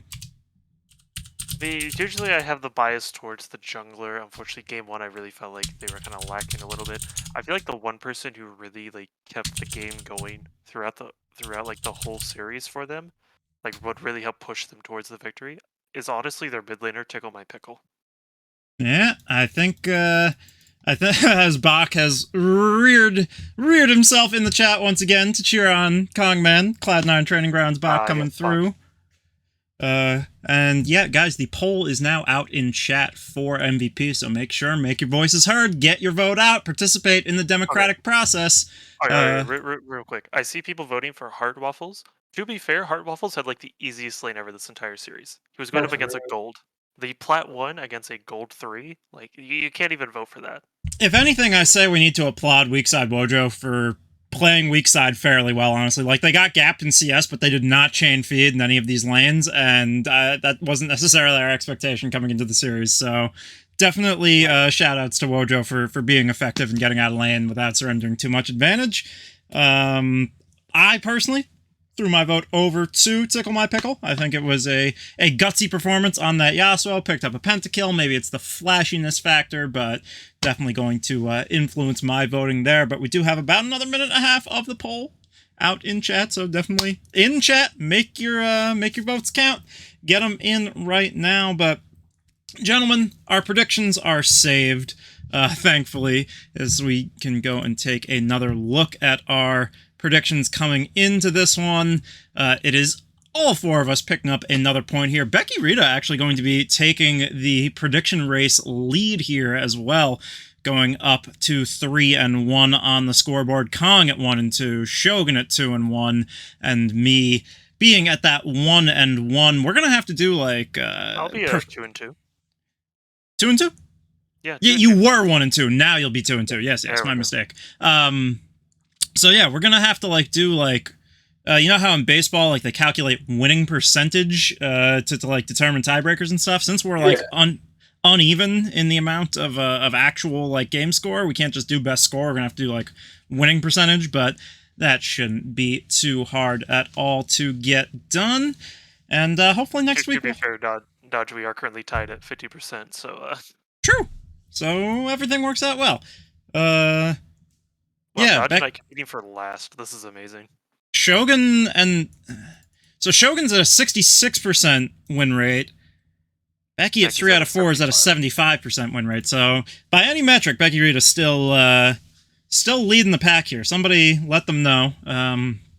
Resident Garen enthusiast Becky Rita and 3-time guest caster here already to split on VRS, sure to be back once again, doing the Lord's work when it comes to these predictions here. Woo! Yeah, some of these casts went up possible without Becky. Absolutely. I have informed Becky Thessaly that their prediction was correct. I would love to get Becky's live reaction while I do set up our MVP screen here. Again, pulling double duty tonight, folks. Doing the producing, doing the hosting. It's always a fun time. Apologies for my loud-ass mechanical keyboard here. It's, I'm a gamer. I need a gamer keyboard. I'm sure you guys can relate. Oh, I don't. What does your keyboard sound like, Shogun? Loud. Also loud. That's what I'm talking about. As it should. I agree. Mine is not loud, as you can tell. I don't even think my mic really picks this up. Are you even a real gamer then, Kongman? That's what I'm saying. You know what's You see, whenever I play games, I want to be able to hear the game noise. I don't want to hear click, click, click, click, click, click, click. What are Yeah, you, that's some sort pretty of plebeian? You don't like the sound of the tactile click? You don't like that satisfying ASMR sound coming on through? No, you see, I'm assuming Bach is still in chat. So you see, whenever I sign up for Cloud9 Training Grounds to help myself get better at Valorant, I want to make sure I hear the enemy footsteps and not, try and not tap strafe, that's Apex, peek, and all of a sudden I hear click, click, click, click, click, click, click. Oh, I couldn't hear the footsteps, It just sucks to be that bad on a Oh mechanical yeah, I keyboard. don't know. Just have nice headphones that block out most of your clicking. True. Like if I am blasting audio, I will not hear my own keyboard because of how loud the footsteps are in my ear. If I am like, Those have to be you know, loud footsteps. to be Speaking of honest. hearing things, gentlemen, Yeah. Tickle My Pickle can hear our thunderous applause and cheers here from the analyst desk as he was the MVP coming through. The mid laner for War Legion on that Yasuo, 8-4-8. And what's really nice, guys, is that the past 3 streams I've done, the MVP has had 8 assists, so I have not had to change that assist number in a while. Makes making the MVP screen a little bit quicker there. But once again, big congratulations to Tickle My Pickle. Absolutely well done. And yeah, it was a great series all around. However, that will do it for us here tonight on the desk. Gentlemen, any closing statements as we crest the halfway-ish mark of the fall split here? Yasuo is balanced. Yasuo is very balanced. Kongman, I'd like to see more Shyvana. as always. I like to amend my statement. And because we are allowed to do this at the closing of the stream, since I have recently upgraded my PC, if anyone would like to see some really good Shyvana gameplay, I do currently stream live at twitch.tv/Kongman21. Check I do him have a out. stream schedule, but make sure you follow, hit that bell notification, know anytime I go live, and watch Shyvana gameplay. I mean, on Yeah, that subject, if we're doing plugs, follow me on Twitter at Infinite Dodge. Follow me on Twitch at Infinite Dodge. I'm at Infinite Dodge right there on absolutely everything. Jogan, were you gonna? Make sure to follow Prime Video for more Prime Sports. Oh, Because don't Amazon remind me. Prime Sports. Prime Sports. Prime Sports, you heard it here first. Have a great week. Prime Sports. Prime Sports. All right, everybody, that's going to do it for us. We will catch you on the main channel next week, 7:45 EST on Victoris GG for more VRS action. Until then, we're going to get going. Be safe and be easy. See y'all later. Be dangerous.